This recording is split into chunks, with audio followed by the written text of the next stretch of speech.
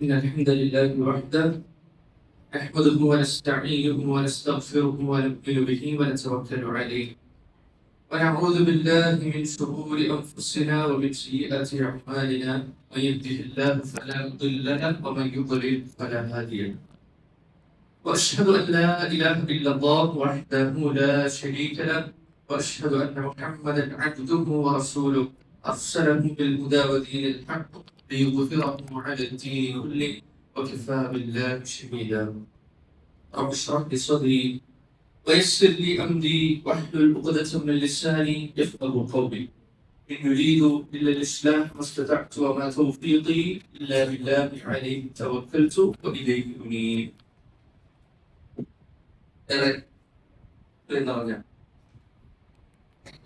ഖുർആൻ ഹദീസ് ഡ്രൈവിംഗ് സ്കൂളിന്റെ പഠിതം നമ്മൾ കഴിഞ്ഞ ഒരു ക്ലാസ് വരെ പറഞ്ഞു നിർത്തിയത് എത്രാമത്തെ ആഴ്ചയാണ്? 2 ആഴ്ചകളാണ് പറഞ്ഞു നിർത്തിയത്. അത് അഫ്ലഹൽ മുഅ്മിനൂൻ അല്ലദീന ഹും ഫീ സ്വലാത്തിഹിം ഖാശിഊൻ ഇതുവരെ നമ്മൾ പറഞ്ഞു നിർത്തിയത്. പക്ഷെ നമ്മൾ 3-ാമത്തെ ആഴ്ച എന്ത് ചെയ്തു? പഠിച്ചിരുന്നു. അത് ഓതാനൊക്കെ അതിന്റെ എന്തൊക്കെയാണ് അതിന്റെ ലഫ്ളുകളും കാര്യങ്ങളും ഒക്കെ നമ്മൾ പറഞ്ഞു, തജ്വീദിന്റെ നിയമങ്ങളൊക്കെ പറഞ്ഞു. എന്നിട്ട് ആഴ്ച ഉണ്ടായിരുന്നത് വല്ലദീന ഹും അനിൽ ലഗ്വി മുഅ്രിദൂൻ. അതിന്റെ തന്നെ ഉണ്ട് അല്ലേ? വല്ലദീന ഹും അനിൽ ലഗ്വി മുഅ്രിദൂൻ. ഇപ്പൊ നമ്മൾ നേരെ ക്ലാസ്സിലേക്ക് സ്റ്റാർട്ട് ചെയ്യണം. നമ്മൾ ഓൾറെഡി കുറച്ചൊന്ന് വൈകി പോയി. നമ്മളിവിടെ ക്ലാസ് അറേഞ്ച് ചെയ്യുന്നതുമായി ബന്ധപ്പെട്ട് കുറച്ച് ലേറ്റ് ആയി പോയതാണ്. നമ്മൾ കുറച്ച് വൈകിട്ടുണ്ട്. നമുക്ക് നമ്മൾ നേരെ ക്ലാസ്സിലേക്ക് കടക്കണം ഇൻഷാ അല്ലാഹ്. അപ്പോ ആയത്തില് എന്നുള്ളത് ആയത്തില് വല്ലദീന ഹും അർത്ഥം എന്താ? സിമ്പിളാണ്. വല്ലദീന എന്ന് പറഞ്ഞാൽ ആ ടീം, ആ ഒരു വിഭാഗം ആളുകൾ. ആരാണത്? ആരാ? മുഅ്മിനൂൻ അല്ലേ? അത് അഫ്ലഹൽ മുഅ്മിനൂൻ. ഈ പറയുന്ന എല്ലാ അല്ലദീന, ഇനിയിപ്പോൾ നമ്മൾ ആ പുസ്തകം ഒന്ന് പരിശോധിച്ച് കഴിഞ്ഞാൽ എല്ലാം എന്താണ്? അല്ലദീനഹും അല്ലദീനഹും എന്ന് പറഞ്ഞാണ് എല്ലാ ആയത്തുകളും തുടങ്ങുന്നത്. ഇനി പ്രത്യേകിച്ച് എന്തില്ല, ഇത് മുഅ്മിനീങ്ങളെ പറ്റിയാണ് എന്നുള്ളതിന്റെ ഒരു പരാമർശം എടുത്ത് പറയേണ്ട ആവശ്യം ഇല്ല. ഇനി ഇവിടെ പറഞ്ഞത് വല്ലദീനഹും അനിൽ ലഗ്വി. ലഗ്വ് എന്താണ്? ലഗ്വ് എന്ന് പറഞ്ഞു കഴിഞ്ഞാൽ നമുക്ക് അറിയുന്ന ഒരു വാക്ക് തന്നെയാണ്. ഖുർആനിൽ ഒരുപാട് സ്ഥലങ്ങളിൽ റിപ്പീറ്റ് ചെയ്ത് വന്നിട്ടുള്ള ഒരു വാക്ക്. വല്ലദീനഹും അനിൽ ലഗ്വി. ലഗ്വ് എന്ന് പറഞ്ഞാൽ അനാവശ്യം നടത്തും. അനാവശ്യം, വേണ്ടാത്തത്, അത് എന്തോ ആകാം. പ്രധാനമായിക്കൊണ്ടും വേണ്ടാത്ത സംസാരങ്ങൾ എന്നാണ് ലഘുവ് കൊണ്ട് ഉദ്ദേശം. അവിടെ ഈ പറഞ്ഞ സാധനങ്ങളൊക്കെ എന്ത് ചെയ്യാം? നോട്ട്ബുക്കിൽ പരമാവധി ഒന്ന് എഴുതി വെക്കുകയാണെങ്കിൽ കുറച്ചുകൂടെ നല്ലതാണ്. അല്ലെങ്കിൽ ബുക്കിന്റെ സൈഡിലായിട്ടോ, അല്ലെങ്കിൽ ഇതിന്റെ നോട്ട്സ് എന്ന് പറയുന്ന അവസാനത്തെ ഭാഗമുണ്ടല്ലോ, നമ്മളെ 20-ാമത്തെ പേജിൽ പോയി കഴിഞ്ഞാൽ അവിടെ നോട്ട്സ് എഴുതാനുള്ള സ്ഥലമുണ്ട്. 20-19 പേജുകളിലൊക്കെ നോട്ട്സ് എഴുതാനുള്ള സ്ഥലമുണ്ട്. അവിടെ നമുക്ക് എഴുതണമെങ്കിൽ അവിടെ നമുക്ക് എഴുതി വെക്കുകയും ചെയ്യാം. ബുക്കിൽ തന്നെ നമുക്ക് എഴുതാം. അപ്പൊ ഈ ബുക്കിനെ തന്നെ നമുക്ക് നോട്ട്ബുക്ക് ആക്കി മാറ്റിയെടുക്കുകയോ ചെയ്യാം. ലഘു എന്ന് പറഞ്ഞു കഴിഞ്ഞാല് നമ്മള് ഖുർആനിൽ പറഞ്ഞൊരു ആയത്തിന്റെ ഒരു ഭാഗമാണ്. ഞാൻ ഭാഗം പറയും, എന്റെ ബാക്കി പറഞ്ഞോ. യഅ്ലമു അന്നമൽ ഹയാത്തുദ് ദുനിയ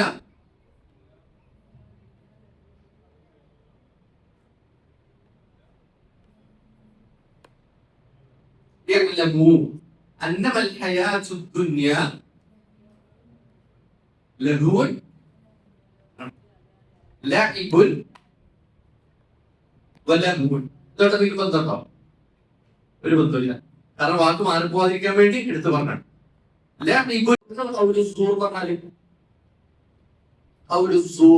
ഹജ്ജില് പഠിച്ചിട്ടുണ്ടാവും. അനാവശ്യ വർത്തമാനം, കളവ്, വേണ്ടാത്തത്, ഇതൊക്കെയാണ് അതിന്റെ അർത്ഥം. ഇതുമായി ബന്ധപ്പെട്ട ആ ബുക്കിൽ തന്നെ ഉള്ള ഒരു ഹദീസാണ് ഹദീസ്. നബി നബി സല്ലല്ലാഹു അലൈഹി വസല്ലം ഖാല അലാ ഉനബ്ബിഉകും ബിഅക്ബരിൽ കബായിർ. ചോദിക്കാൻ അലാ ഉനബ്ബിഉകും. നമ്മളിപ്പോ ഇതിങ്ങനെ നമ്മളിവിടെ ബോർഡിൽ കാണിക്കണം, നമ്മുടെ ബുക്കിലേക്ക് നമ്മൾ നോക്കി പഠിക്കണമെന്നില്ല കേട്ടോ. അതിനാണെന്നില്ല. നമ്മളിവിടെ ബുക്കിൽ ഇങ്ങനെ ഇതെല്ലാം ഇത് ഈ ക്ലാസ് മുഴുവൻ ഉണ്ടാക്കിയേക്കണം നമ്മുടെ കയ്യിൽ ഇരിക്കുന്ന പുസ്തകത്തിനെ ബേസ് ചെയ്തിട്ടാണ്. അപ്പൊ ഇത് വായിക്കുമ്പോൾ നമ്മുടെ ബുക്കിൽ നോക്കണമെന്നില്ല, ഇവിടെ തന്നെ നോക്കിയാൽ മതി. നമ്മൾ വീട്ടിൽ പോയി കഴിഞ്ഞാൽ ഈ സാധനങ്ങളൊക്കെ ആ ബുക്കിൽ എന്തായാലും ഉണ്ടാവും. അത് പ്രശ്നമാക്കണ്ട. അലാ ഉനബ്ബിഉകും ചോദിക്കുക, ഞാൻ നിങ്ങൾക്ക് അറിയിച്ചു തരട്ടെ.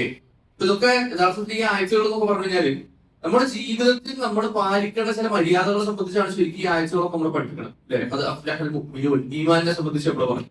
അല്ലദീന ഹും ഫീ സ്വലാത്തിഹിം ഖാശിഊൻ, നമസ്കാരത്തിന്റെ ഖുശൂഇനെ സംബന്ധിച്ച് പറഞ്ഞു. ഇതൊക്കെ ഒരു മുഅ്മിനിന്റെ ക്വാളിറ്റികളാണ്. ഇതെല്ലാം ഒരു പേപ്പറിൽ ഇങ്ങനെ എഴുതി ചെക്ക് ലിസ്റ്റ് ഇങ്ങനെ ടിക്കിട്ട് പോയി കഴിഞ്ഞാൽ അവസാനം എല്ലാ ചെക്ക് ലിസ്റ്റും ഇങ്ങനെ ടിക്ക് വിടാൻ അർത്ഥം എന്താ? അവരൊരു കംപ്ലീറ്റ് മുഗ്മിനാണെന്നാണ് അതിന്റെ അർത്ഥം. അപ്പൊ നമ്മളൊക്കെ മുഗ്മിനീങ്ങളാകണമെന്ന് ആഗ്രഹിക്കുന്ന ആളുകളാണ്, നമ്മളൊക്കെ വിശ്വാസികളാണ് എന്ന് സ്വയം പറയുന്ന ആളുകളാണ്. പക്ഷെ നമ്മൾ എന്ത് ചെയ്യണം? ഈ ആയത്തുകളുമായി നമ്മുടെ ജീവിതം ഒന്ന് തട്ടിച്ചു നോക്കുമ്പോഴാണ് യഥാർത്ഥത്തിൽ നമ്മളൊക്കെ മുഗ്മിനീങ്ങളാണോ എന്ന് നമുക്ക് എന്ത് ചെയ്യാൻ കഴിയുള്ളൂ, നമുക്ക് പറയാൻ കഴിയും. നമസ്കാരത്തിൽ ഖുശൂ ഇല്ലാത്ത ആളുകളാണ് നമ്മൾ. പക്ഷെ നമ്മൾ പിന്നെ മുഗ്മിനീങ്ങളാന്ന് പറയാൻ പറ്റുമോ? ഇല്ല. ഒന്നാമത്തെ ക്വാളിറ്റി നമസ്കാരത്തിൽ ഖുശൂ ഉണ്ടാവണം. അപ്പൊ ഇതിൽ പറയുന്ന ക്വാളിറ്റികളൊക്കെ നമ്മളൊന്ന് ജീവിതവുമായി തട്ടിച്ചു നോക്കി ഇതൊക്കെ നമ്മുടെ ജീവിതത്തിൽ ഇല്ല, ഉണ്ട് എന്നൊക്കെ ഒന്ന് ക്രോസ് ചെക്ക് ചെയ്ത് ഉറപ്പ് വരുത്തുമ്പോഴാണ് നമ്മുടെ ഈമാനിനെ നമ്മൾ എന്ത് ചെയ്യണത്, പരിശോധിക്കണം. ഈമാൻ എന്ന് പറഞ്ഞു കഴിഞ്ഞാൽ നമ്മൾ വിശ്വസിക്കണ പോലെ, നമ്മൾ ആദ്യം ഫസ്റ്റ് ക്ലാസ്സിൽ പറഞ്ഞ പോലെ എന്റെ മനസ്സിലൊക്കെ വിശ്വാസമുണ്ട്, ഹൃദയത്തിലൊക്കെ ഞാൻ ഇതൊക്കെ വിശ്വസിച്ചിട്ടുണ്ട്, ഒക്കെ എന്റെ മനസ്സിലുണ്ട് എന്ന് പറഞ്ഞതുകൊണ്ട് മാത്രം ആയില്ല.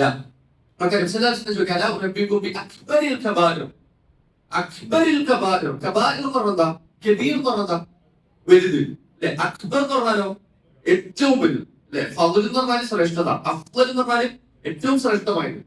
അപ്പൊ ആ ശൈലിയോട് ചോദിക്കാം, അക്ബരിൽ കബാഇർ, കബാഇർ എന്ന് പറഞ്ഞാൽ വൻ പാപങ്ങൾ അല്ലെ, വൻ പാപങ്ങൾ, വൻ പാപങ്ങളിൽ അക്ബറായത്. അപ്പൊ അതിന്റെ അർത്ഥം എന്താ? ഏറ്റവും വലിയ പാപങ്ങൾ. അല ഉനബ്ബിഉക്കും, ഞാൻ നിങ്ങൾക്ക് അറിയിച്ചു തരട്ടെ എന്ന് നബി സല്ലല്ലാഹു അലൈഹി വസല്ലം ചോദിക്കാൻ. 3 തവണ നബി സല്ലല്ലാഹു അലൈഹി വസല്ലം അങ്ങനെ ചോദിച്ചു. സഹാബികൾ പറഞ്ഞു, ഖാലു ബലാ യാ റസൂലല്ലാഹ്, റസൂലേ നിങ്ങൾക്ക് പറഞ്ഞു എന്താണ് വൻപാപങ്ങളിൽ ഏറ്റവും വലുത്, അത്ര ഗൗരവമായ ഒരു വിഷയം എന്താണ്? നബി സല്ലല്ലാഹു അലൈഹി വസല്ലം ഖാല അൽ-ഇശ്റാഖു ബില്ലാഹ്, എന്നതിന്റെ അർത്ഥം ശിർക്ക് അല്ലേ, ശിർക്ക്, അല്ലാഹുവിൽ പങ്കു ചേർക്കൽ. വഉഖൂഖുൽ വാലിദൈൻ, മാതാപിതാക്കളെ പ്രയാസപ്പെടുത്തുക, അവർക്ക് ബുദ്ധിമുട്ടുണ്ടാക്കാം, സംസാരം കൊണ്ടാവട്ടെ, പ്രവൃത്തി കൊണ്ടാവട്ടെ, നോട്ടം കൊണ്ടാകട്ടെ, വാട്സപ്പിൽ മെസ്സേജ് കൊണ്ടാവട്ടെ, വാട്സപ്പിൽ സ്റ്റാറ്റസ് കൊണ്ടാവട്ടെ, എങ്ങനെയാണെങ്കിലും ഒരു കൊടുക്കാൻ അങ്ങനെയൊക്കെ ഉണ്ടാവുമല്ലോ. അപ്പൊ ഈ ഞാൻ ഉദ്ദേശിച്ചതല്ല എന്ന് മനസ്സിലാക്കിയിട്ടാണെങ്കിൽ ഒരു ഓർമ്മയിരിക്കട്ടെ, എന്തുകൊണ്ടാണെങ്കിലും വാലിദൈൻ, മാതാപിതാക്കളെ പ്രയാസപ്പെടുത്തുക. എന്നിട്ടോ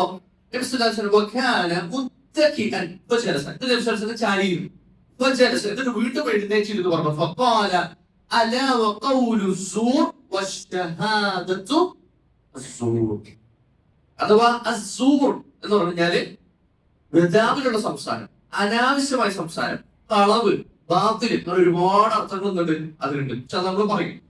അപ്പോ ഖൗലുസ്സൂർ എന്ന് പറഞ്ഞാല് ആ സംസാരം, ഖൗലുസ്സൂർ. അതുപോലെ തന്നെ വശഹാദത്തുസ്സൂർ, ഒരാള് അനാവശ്യം സംസാരിക്കല് മാത്രമല്ല, പിന്നെ ഷഹാദത്തുസ്സൂർ എന്ന് പറഞ്ഞാൽ ആ അനാവശ്യമായ സംസാരങ്ങളിൽ പോയി നിന്നു കൊടുക്കുക. ഇവിടെ മിണ്ടണില്ല, ഞാനതിനൊന്നുമില്ല, എന്നാൽ നമ്മൾ ആ സർക്കിളിൽ പോയി ഇരിക്കുക, എന്നിട്ട് നമ്മൾ അവിടെ പോയി അതിന്റെ കൂടെ കൂടുക, ഒന്നും മിണ്ടിയില്ലെങ്കിലും കളവ് പറയല്, അനാവശ്യം പറയല്, ആളുകളുടെ കുറ്റം പറയല്, ഒരു ഉപകാരമില്ലാത്ത കാര്യങ്ങൾ പറയല്, അതിന്റെ കൂടെ പോയി ഇരുന്നു കൊടുക്കല്. ഷഹാദത്തുസ്സൂർ, ഈ പറഞ്ഞതൊക്കെ എന്താണെന്നാ പറഞ്ഞത്? ഈ പറഞ്ഞിട്ടൊക്കെ വെറുതെ എന്താ? നമ്മളൊക്കെ ജീവിതത്തിൽ വളരെ നിസ്സാരമായി കാണുന്ന ഒരു വിഷയം അങ്ങനെയുള്ള സംസാരം, ഒരു ഉപകാരമില്ലാത്ത അനാവശ്യമായ സംസാരങ്ങൾ നമ്മൾ ചിലപ്പോൾ ഒരു പക്ഷെ സംസാരിച്ചില്ലെങ്കിലും അത് പറയുന്ന ആളുകളുടെ അടുക്കൽ നമ്മൾ എന്താണ്, അവര് പറഞ്ഞെങ്കിൽ പറയട്ടെ, എനിക്കെന്താ, ഞാൻ ഇതൊന്നും പറഞ്ഞില്ലല്ലോ, ഞാൻ എന്റെ കൂടെ കൂടി നിന്നൊന്നും പറഞ്ഞൊന്നുമില്ലല്ലോ, അവര് പറഞ്ഞെങ്കിൽ പറഞ്ഞോട്ടെ എന്ന് പറഞ്ഞ് ഷഹാദത്തുസ്സൂർ, അതിൽ പോയി സാക്ഷിയായി അതിന്റെ ഒപ്പം നിന്നു കൊടുക്കലും എന്താണ്? അക്ബരിൽ കബാഇർ. ഇത് ഈ ഒരു ഭാഗം, അതായത് ഈ ഖൗലുസ്സൂർ വശഹാദത്തുസ്സൂർ എന്ന് പറഞ്ഞ ഭാഗം നബി സല്ലല്ലാഹു അലൈഹി വസല്ലം ഫലമ്മ സാല യുകദ്ദിറുഹാ, ആവർത്തിച്ചുകൊണ്ടേയിരുന്ന ഈ ഒരു ഭാഗം ഖൗലുസ്സൂർ ഷഹാദത്തുസ്സൂർ, ഇത് ഇങ്ങനെ നബി സല്ലല്ലാഹു അലൈഹി വസല്ലം വീണ്ടും വീണ്ടും പറഞ്ഞുകൊണ്ടിരുന്ന ഖൗലുസ്സൂർ ഷഹാദത്തുസ്സൂർ, ഇത് അക്ബറുൽ കബാഇർ ആണ്, ഇത് വൻ പാപങ്ങളിൽ വെച്ച് ഏറ്റവും ഗുരുതരമായ ഒരു തെറ്റാണ് എന്ന് നബി സല്ലല്ലാഹു അലൈഹി വസല്ലം ആവർത്തിച്ചുകൊണ്ടിരുന്നു. ഹത്താ, ഏതുവരെ? ഞങ്ങൾ പറഞ്ഞു പോയി, മതിയില്ലേ, ഈ നിർത്തിക്കൂടെ, എനിക്ക് മനസ്സിലായി എന്ന് ഞങ്ങൾ മനസ്സുകൊണ്ട് ചിന്തിച്ചു പോയി. ഞങ്ങൾ അങ്ങനെ പറഞ്ഞു പോയി, നിർത്തിയിരുന്നെങ്കിൽ, കാരണം ഞങ്ങൾക്ക് കാര്യം മനസ്സിലായി. നബി സല്ലല്ലാഹു അലൈഹി വസല്ലം ഇങ്ങനെ വീണ്ടും വീണ്ടും റിപ്പീറ്റ് ചെയ്തുകൊണ്ടിരിക്കുന്ന, അപ്പൊ അങ്ങനെ പറയണമെങ്കിൽ സ്വഹാബികൾ അങ്ങനെ ഗൗരവത്തോടു കൂടി ചിന്തിച്ചിട്ട് നബി സല്ലല്ലാഹു അലൈഹി വസല്ലം ഇങ്ങനെ റിപ്പീറ്റ് ചെയ്ത് പറഞ്ഞിട്ട് അവസാനം എന്താ എനിക്ക് നിർത്താത്തത്, നിർത്തിയിരുന്നെങ്കിൽ എന്ന് സ്വഹാബികൾ ആലോചിച്ച് പോയിട്ടുണ്ടെങ്കിൽ എത്ര ഗൗരവത്തോടുകൂടിയായിരിക്കും നബി സല്ലല്ലാഹു അലൈഹി വസല്ലം പറഞ്ഞിട്ടുണ്ടാവുക.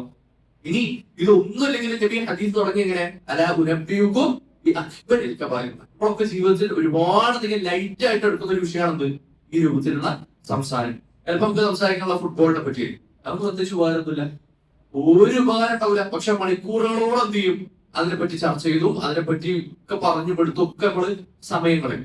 പ്രത്യേകിച്ച് ആരെങ്കിലും ഒക്കെ പറ്റി കുറ്റം പറയും, ആരെങ്കിലും പറ്റി ഏഷണി പറയാം, പരദൂഷണം പറയാം. പ്രത്യേകിച്ച് നമുക്ക് എന്തെങ്കിലും ദുനിയാവിലോ ദീനിന്റെ വിഷയത്തിലോ ഉപകാരമില്ലാത്ത വിഷയങ്ങൾ ഇങ്ങനെ വെറുതെ പറഞ്ഞുകൊണ്ടിരിക്കുക, എന്തെങ്കിലുമൊക്കെ കളവും തമാശ ഒക്കെ പറഞ്ഞുകൊണ്ടിരിക്കുക, അതിനെ പറ്റിയാണ് ഈ തൗലുസൂർ എന്ന് പറഞ്ഞത്. നമുക്ക് റസൂൽ സല്ലല്ലാഹു അലൈഹി വസല്ലമയുടെ ആ ഹദീസിന്റെ തൊട്ട് പിന്നാലെ നമ്മുടെ ഒക്കിൽ തന്നെ ഉണ്ട് ഈ ഒരു ആഴ്ച. നമുക്ക് എല്ലാവർക്കും അറിയുന്ന സൂറത്തുൽ ഫുർഖാൻ. എത്രാമത്തെ സൂറത്താണ്? 15 25 മാസം 25ാമത്തെ സൂറത്ത്. 15 ഞാൻ പഠിച്ചില്ലേ? ഇല്ലേ? പഠിച്ചില്ലേ? കഴിഞ്ഞ ആഴ്ച പഠിച്ച അത് കഴിഞ്ഞ ആഴ്ച പഠിച്ചത് കഴിഞ്ഞ ആഴ്ച 15 പഠിച്ചില്ലേ? 9ാമത്തെ സൂറത്ത് ഏതാ? സൂറത്ത് തൗബ അല്ലേ? 12 യൂസുഫ്.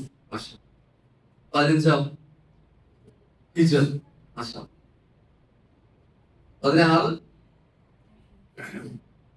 ചിലപ്പോ അടുത്ത ക്ലാസ്സിൽ 25. ഏതുവരെ? സൂറത്തുൽ ഫുർഖാൻ വരെ നമ്മൾ എന്ത് ചെയ്യണം? പേരുകൾ പഠിക്കണം, അർത്ഥവും പഠിക്കണം അല്ലെ? പേരും അർത്ഥം പഠിക്കണം. 25 ഒന്ന് നോട്ട് ചെയ്തോട്ടോ, ഹോംവർക്കാണ്. ഹോംവർക്ക് ആയിട്ട് തന്നെ എഴുതിയില്ലെങ്കിൽ എന്തില്ല, അതിനൊരു ഗൗരവം ഉണ്ടാവില്ല, പറഞ്ഞിങ്ങനെ പോയി കഴിഞ്ഞാല്. അപ്പൊ 25ാമത്തെ സൂറത്ത് വരെ നമ്മൾ പേര് പഠിക്കണം, ആ പേരുകളുടെ അർത്ഥവും പഠിക്കണം. 13ാമത്തെ സൂറത്ത് ഏതാ? എണ്ണരുത് ഇങ്ങനെ അതുപോലെ എണ്ണി വരരുത്. താഴത്ത് എന്താ ആയതെന്ന് പറഞ്ഞാല് ഇടിമുഴക്കം അല്ലെ? ഇടിമുഴക്കം. ഇനി 8 അൻഫാൽ. അൻഫാൽ എന്ന് പറഞ്ഞാല് യുദ്ധത്തിൽ ശേഖരിച്ച യുദ്ധാർത്ഥിത സ്വത്തിനാണ് അൻഫാൽ എന്ന് പറയുന്നത്. ഏതാ 4ാമത്തെ സുഹൃത്ത്? നിസാർ അല്ലെ? അപ്പൊ എപ്പോഴും ഈ സുഹൃത്ത് ഫാത്തിഹ അവിടെ ഇരിക്കണം, നമ്മൾ ചിലപ്പോൾ മറന്നു പോകും. നമ്മൾ ബക്കറ അലിഫ നിസാർ എന്ന് പറഞ്ഞാണ് തുടങ്ങണേ. അപ്പൊ 4 എവിടെ എത്തുള്ളൂ? 4 വൈകുന്നേരം നമ്മൾ എത്തുള്ളൂ. അതാണ് ഈ എണ്ണണതിന്റെ പ്രശ്നമാണ്. നമുക്കാണ് നിസാർ നമുക്ക് എപ്പോഴും മാറുന്നു. ബാക്കിയൊക്കെ നമ്മൾ എന്ത് ചെയ്യും? ചിലപ്പോൾ 5 പോലെയാണ് എനിക്ക് തുടങ്ങാം. പ്രശ്നം എന്താ വായിച്ച എന്ന് പറഞ്ഞാൽ എന്താ? ഭക്ഷണ തളിക എന്നാണ് എന്റെ സൂറത്തുൽ ഫുർഖാൻ 25ാമത്തെ സൂറത്താണ്. 72ാമത്തെ ആയത്ത് അതിന്റെ അവസാന ഭാഗത്ത് ഇബാദുർ റഹ്മാൻ. ഇബാദുർ റഹ്മാൻ എന്ന അള്ളാഹുവിന്റെ അടിയാറുകൾ, അള്ളാഹുവിന് പ്രിയപ്പെട്ട, അള്ളാഹുവിന്റെ ഫേവറേറ്റ്, അങ്ങനെയുള്ള ആളുകളുടെ ഒരു സ്വഭാവമായിക്കൊണ്ട് വിശുദ്ധ ഖുർആനിലെ അവസാനം ഒരുപാട് ക്വാളിറ്റികളെ സംബന്ധിച്ച് അവരെ പറ്റി പറയുന്നു. ഒരുപാട് ക്വാളിറ്റി. ഇബാദുർ റഹ്മാൻ അല്ലദീന യംശൂന അലൽ അർളി ഹൗനാ തുടങ്ങിയ 1.5 പേജ് ഇബാദുർ റഹ്മാന്റെ ക്വാളിറ്റികൾ മാത്രം പറയും. അവിടെ പറഞ്ഞൊരു ക്വാളിറ്റി ആണ് വല്ലദീന, അവർ ഇബാദുർ റഹ്മാൻ ലാ യശ്ഹദൂന അസ്സൂർ. യശ്ഹദൂന അസ്സൂർ എന്നാണ് നേരത്തെ ഹദീസിൽ പറഞ്ഞത്. സൂറിന് എന്താവൂല, അവര് സാക്ഷികളാവൂല, അതില് പോയി നിന്ന് കൊടുക്കുക പോലും ഇല്ല, അവര് പറയൂല എന്നല്ല. എന്താ ആയത്തിൽ എന്താ ഉള്ളത്? ലാ യശ്ഹദൂന അസ്സൂർ എന്നാണ്. അവർ അനാവശ്യം പറയൂല എന്നല്ല, പിന്നെ അങ്ങനെ അനാവശ്യം പറയുന്നിടത്ത് അവരുണ്ടാവൂല എന്നാണ്. എന്നിട്ടോ അവരതുവഴി പാസ് ചെയ്താൽ, അങ്ങനെയുള്ള ഒരു സംസാരത്തിലോ അങ്ങനെയുള്ള ഒരു ഡിസ്കഷനിലോ അങ്ങനെയുള്ള ഒരു ചർച്ചയുടെ ഭാഗമായി കഴിഞ്ഞാൽ നമ്മൾ അയച്ചിട്ടുള്ളത്. എന്നാണ് ഈ ആഴ്ച തന്നെ അനാവശ്യം. ഇതെല്ലാത്തിനും കുറച്ച് ബ്രോഡായിട്ട്, കുറച്ച് ജനറൽ ആയിട്ടുള്ള പൊതുവായിട്ടുള്ള അർത്ഥങ്ങളാണ് കൊടുത്തിട്ടുള്ളത്. അതിനകത്ത് എന്ത് പെടും? എല്ലാം പെടും. കളവുകളും പരദൂഷണങ്ങളും എല്ലാ അനാവശ്യമായ അർത്ഥം, ഉപകാരമില്ലാത്ത എല്ലാ വർത്തമാനങ്ങളും എന്താണ്? ലഘുവ്. സൂർ. സൂർ എന്ന് പറഞ്ഞാൽ കുറച്ചും കൂടെ കളവ് എന്ന അർത്ഥത്തിലാണ് സൂർ എന്ന് പറയുന്ന വാക്കിനെ വിശദീകരിച്ചിട്ടുള്ളത്. അപ്പൊ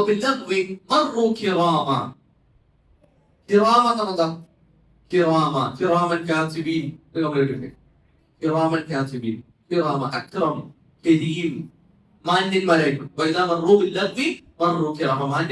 അവരെന്ത് ചെയ്യും? അവരതുവഴി പോകും. ആ ലഘുവിനെ ഒരിക്കലും അവരെന്ത് ചെയ്യൂല, പ്രോത്സാഹിപ്പിക്കുകയോ ആ ലഘുവിൽ കയറി എന്തെങ്കിലും അഭിപ്രായം പറയാനോ ആ അനാവശ്യ സംസാരത്തിന്റെ ഭാഗമാകാനോ അവരുണ്ടാവില്ല. അതാണ് സൂറത്തുൽ ഫുർഖാനില് അല്ലാഹു സുബ്ഹാനഹു വ തആല പറഞ്ഞത്. ഇമാം തബരി റഹ്മത്തുള്ളാഹി ഈ ആയത്തിന്റെ തഫ്സീറിൽ എന്താണ് ശരിക്കും ഈ സൂർ എന്ന് പറഞ്ഞത്, അതല്ലെങ്കിൽ ലഘുവ് എന്തുകൊണ്ട് അല്ലാഹു സുബ്ഹാനഹു വ തആല ഇവിടെ ഉദ്ദേശിച്ചത് എന്താണെന്ന് പറയും. فإذا كان ذلك كذلك فأولى الأقوال بالصواب في تأويل أن يقال. ഈ ഇതിന്റെ വിശദീകരണം, ഈ തഅ്വീൽ ഏറ്റവും കൂടുതൽ യോജിച്ചത്, അതായത് ആയത്തിന്റെ സന്ദർഭവുമായി ഏറ്റവും കൂടുതൽ യോജിച്ച വിഷയങ്ങളിൽ വരുന്ന കാര്യങ്ങൾ എന്തൊക്കെയാണ്? വല്ലദീന ലാ യശ്ഹദൂന ശൈഅൻ മിനൽ ബാത്തിൽ. ബാത്തിലായ കാര്യങ്ങൾ, ബാത്തിൽ എന്ന് പറഞ്ഞാൽ ബദാവിലായ കാര്യം, അനാവശ്യം, ഒന്നുമില്ലാത്ത, ഒരു കഥയും ഇല്ലാത്ത കാര്യങ്ങൾ ബാത്തിലും എന്ന് പറയാം. ഹക്കും ബാത്തിലും നമ്മൾ പറയും. ഹക്കും ബാത്തിലും എന്ന് പറഞ്ഞാൽ യാഥാർത്ഥ്യവും ബാത്തിലും. ബാത്തിൽ എന്ന് പറഞ്ഞാൽ യാഥാർത്ഥ്യമല്ലാത്തത്, കളവ്, ഒന്നുമില്ലാത്തത്, ഒരർത്ഥവും ഇല്ലാത്ത കാര്യം. ഷിർക്കിന്റെ സംസാരങ്ങൾ, ഷിർക്കിന്റെ കൂട്ടുകെട്ടുകൾ, ഷിർക്കിന്റെ ഡിസ്കഷൻസ്.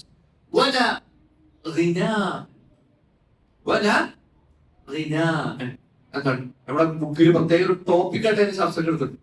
റിന എന്ന് പറഞ്ഞാല് അല്ല, മ്യൂസിക്.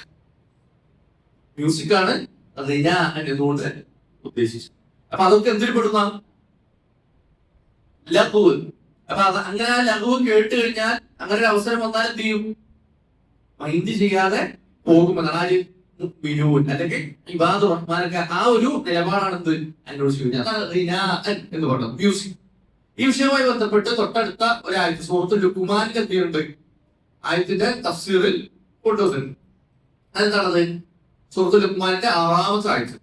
വമിനൻ നാസ്, ജനങ്ങളിൽ ചില ആളുകൾ, മൻ യശ്തരി ലഹ്വൽ ഹദീസ്, അവര് വിനോദങ്ങളെ വിലക്ക് വാങ്ങുന്ന ആളുകളാണ്.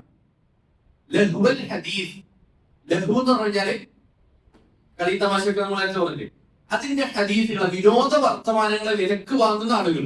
ആയത്തിന്റെ തഫ്സീറിൽ ഇമാം ഇബ്നു കസീർ റഹ്മത്തുള്ളാഹി അലൈഹി അടക്കം പറഞ്ഞത് അവിടെ ലഹ്വൽ ഹദീസ് എന്നുകൊണ്ട് ഉദ്ദേശിച്ചെന്താ? സംഗീതമാണ് എന്നാണ് കൃത്യമായിട്ടുണ്ട്. അപ്പൊ സംഗീതം അതിന് ഹലാലാണോ, അതിന് എന്താ മസ്അല എന്താ, അതിന് പണ്ഡിതന്മാർക്കിടയിൽ അഭിപ്രായ വ്യത്യാസം ഉണ്ടോ? ഇല്ലേ, ഇതൊന്നുമില്ല. ഇനി അത് വേണ്ട ആളുകൾ എന്ത് ചെയ്യും?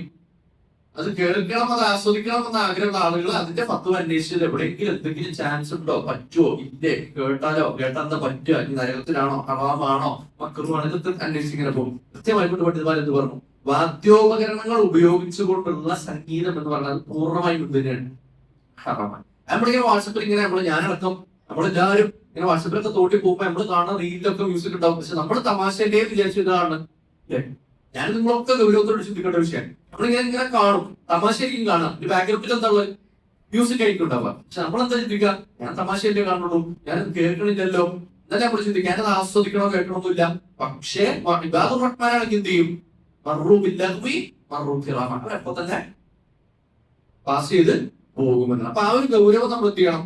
ഈ വിഷയത്തിലൊക്കെ കാണിക്കണമെന്നാണ്. ഇത് നമ്മുടെ ബുക്കില് സംഗീതം എന്ന് പറഞ്ഞ പ്രത്യേക ഹെഡിങ്ങിൽ എന്ത് ചെയ്യുന്നുണ്ട്? അതുമായി ബന്ധപ്പെട്ട കുറച്ച് കാര്യങ്ങൾ അവിടെ ചർച്ചയ്ക്ക് കൊണ്ടുവന്നിട്ടുണ്ട്. അപ്പൊ നമ്മൾ എന്ത് ചെയ്യാം? നമ്മളെല്ലാവരും പോയിട്ടൊന്ന് വായിച്ച് പഠിക്കേണ്ട ഒരു വിഷയമാണ്.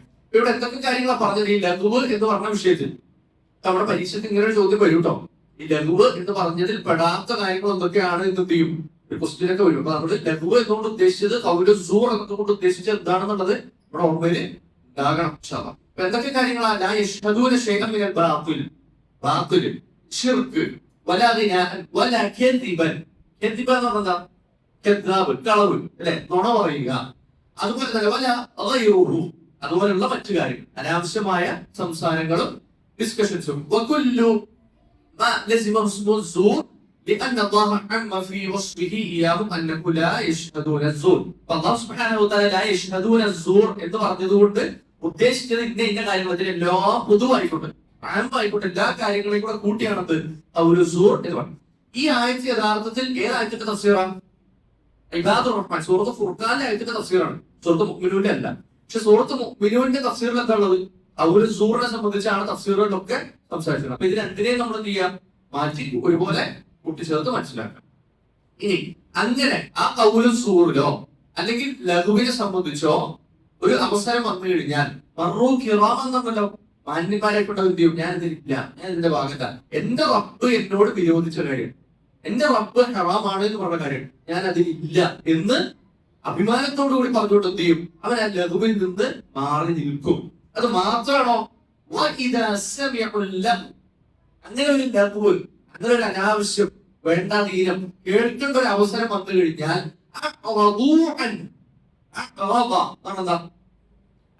തിരിഞ്ഞളയും. നമ്മൾ സൂറത്തുൽ അംബിയ പഠിച്ചപ്പോ ഒന്നാമത്തെ ആഴ്ച നമ്മൾ പഠിച്ചത് എന്തായിരുന്നു? സൂറത്തുൽ അംബിയ എല്ലാവരും പഠിച്ച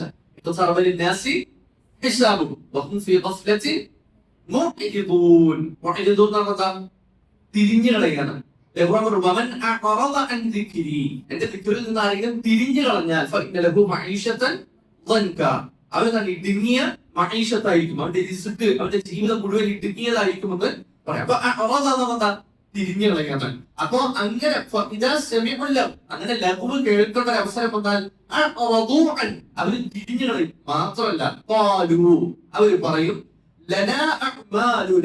ഞങ്ങൾക്ക് ഞങ്ങളുടെ അമല്, അതായത് എനിക്ക് എന്റെ അമല്, വലക്കും അഅ്മാലുക്കും നിങ്ങൾക്ക് നിങ്ങളെ അമൽ, നിങ്ങൾ ചെയ്തുകൊണ്ടിരിക്കുന്നത് മോശപ്പെട്ട അമൽ, മോശപ്പെട്ട ഒരു അമലാണ്, ഞങ്ങൾ അതിലില്ല എന്ന് ഉറക്കെ അവര് തുറന്ന് പറയുകയും ചെയ്യും. വലക്കും അഅ്മാലുക്കും സലാമുൻ അലൈക്കും ലാ നബ്തഗിൽ ജാഹിൽ. ഞങ്ങൾ എന്തില്ല, ഞങ്ങൾ ജഹാലത്തല്ല ഞങ്ങൾ തേടുന്നത്, ഞങ്ങൾ ജാഹിലിങ്ങളുടെ കൂടെ അല്ല എന്ന് ഉറക്കെ അവർ ചെയ്യും. ഞാൻ ഇതിലില്ല, ഞാൻ ഈ വേണ്ടാധീനത്തിൽ ഇല്ല, ഈ സംസാരത്തിൽ ഞാനില്ല, എനിക്ക് താല്പര്യമില്ല എന്ന് എന്ത് ചെയ്യും അവര് പറയുന്നുണ്ട്. സലാം പറഞ്ഞവര് അവരുടെ പാട്ടിന് പോകും എന്നാണ്. ഈ പറഞ്ഞ കാര്യങ്ങളൊക്കെ എന്തിൽപ്പെടും? പരദൂഷണം പറയുക, കള്ളം പറയുക, ഒരാവശ്യമില്ലാത്ത അനാവശ്യ സംസാരങ്ങള്, ചീത്ത വാക്കുകള്, മോശം പറയുക, ഏഷണി പറയുക, ഇതൊക്കെ അതിൽപ്പെടുന്ന അവർക്ക്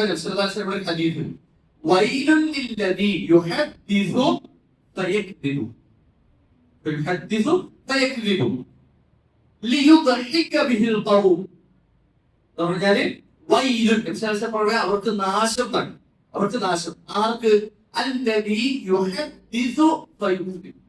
സംസാരങ്ങൾ, കളവ് സംസാരിക്കുന്ന ആളുകൾ. എന്തിനു വേണ്ടി?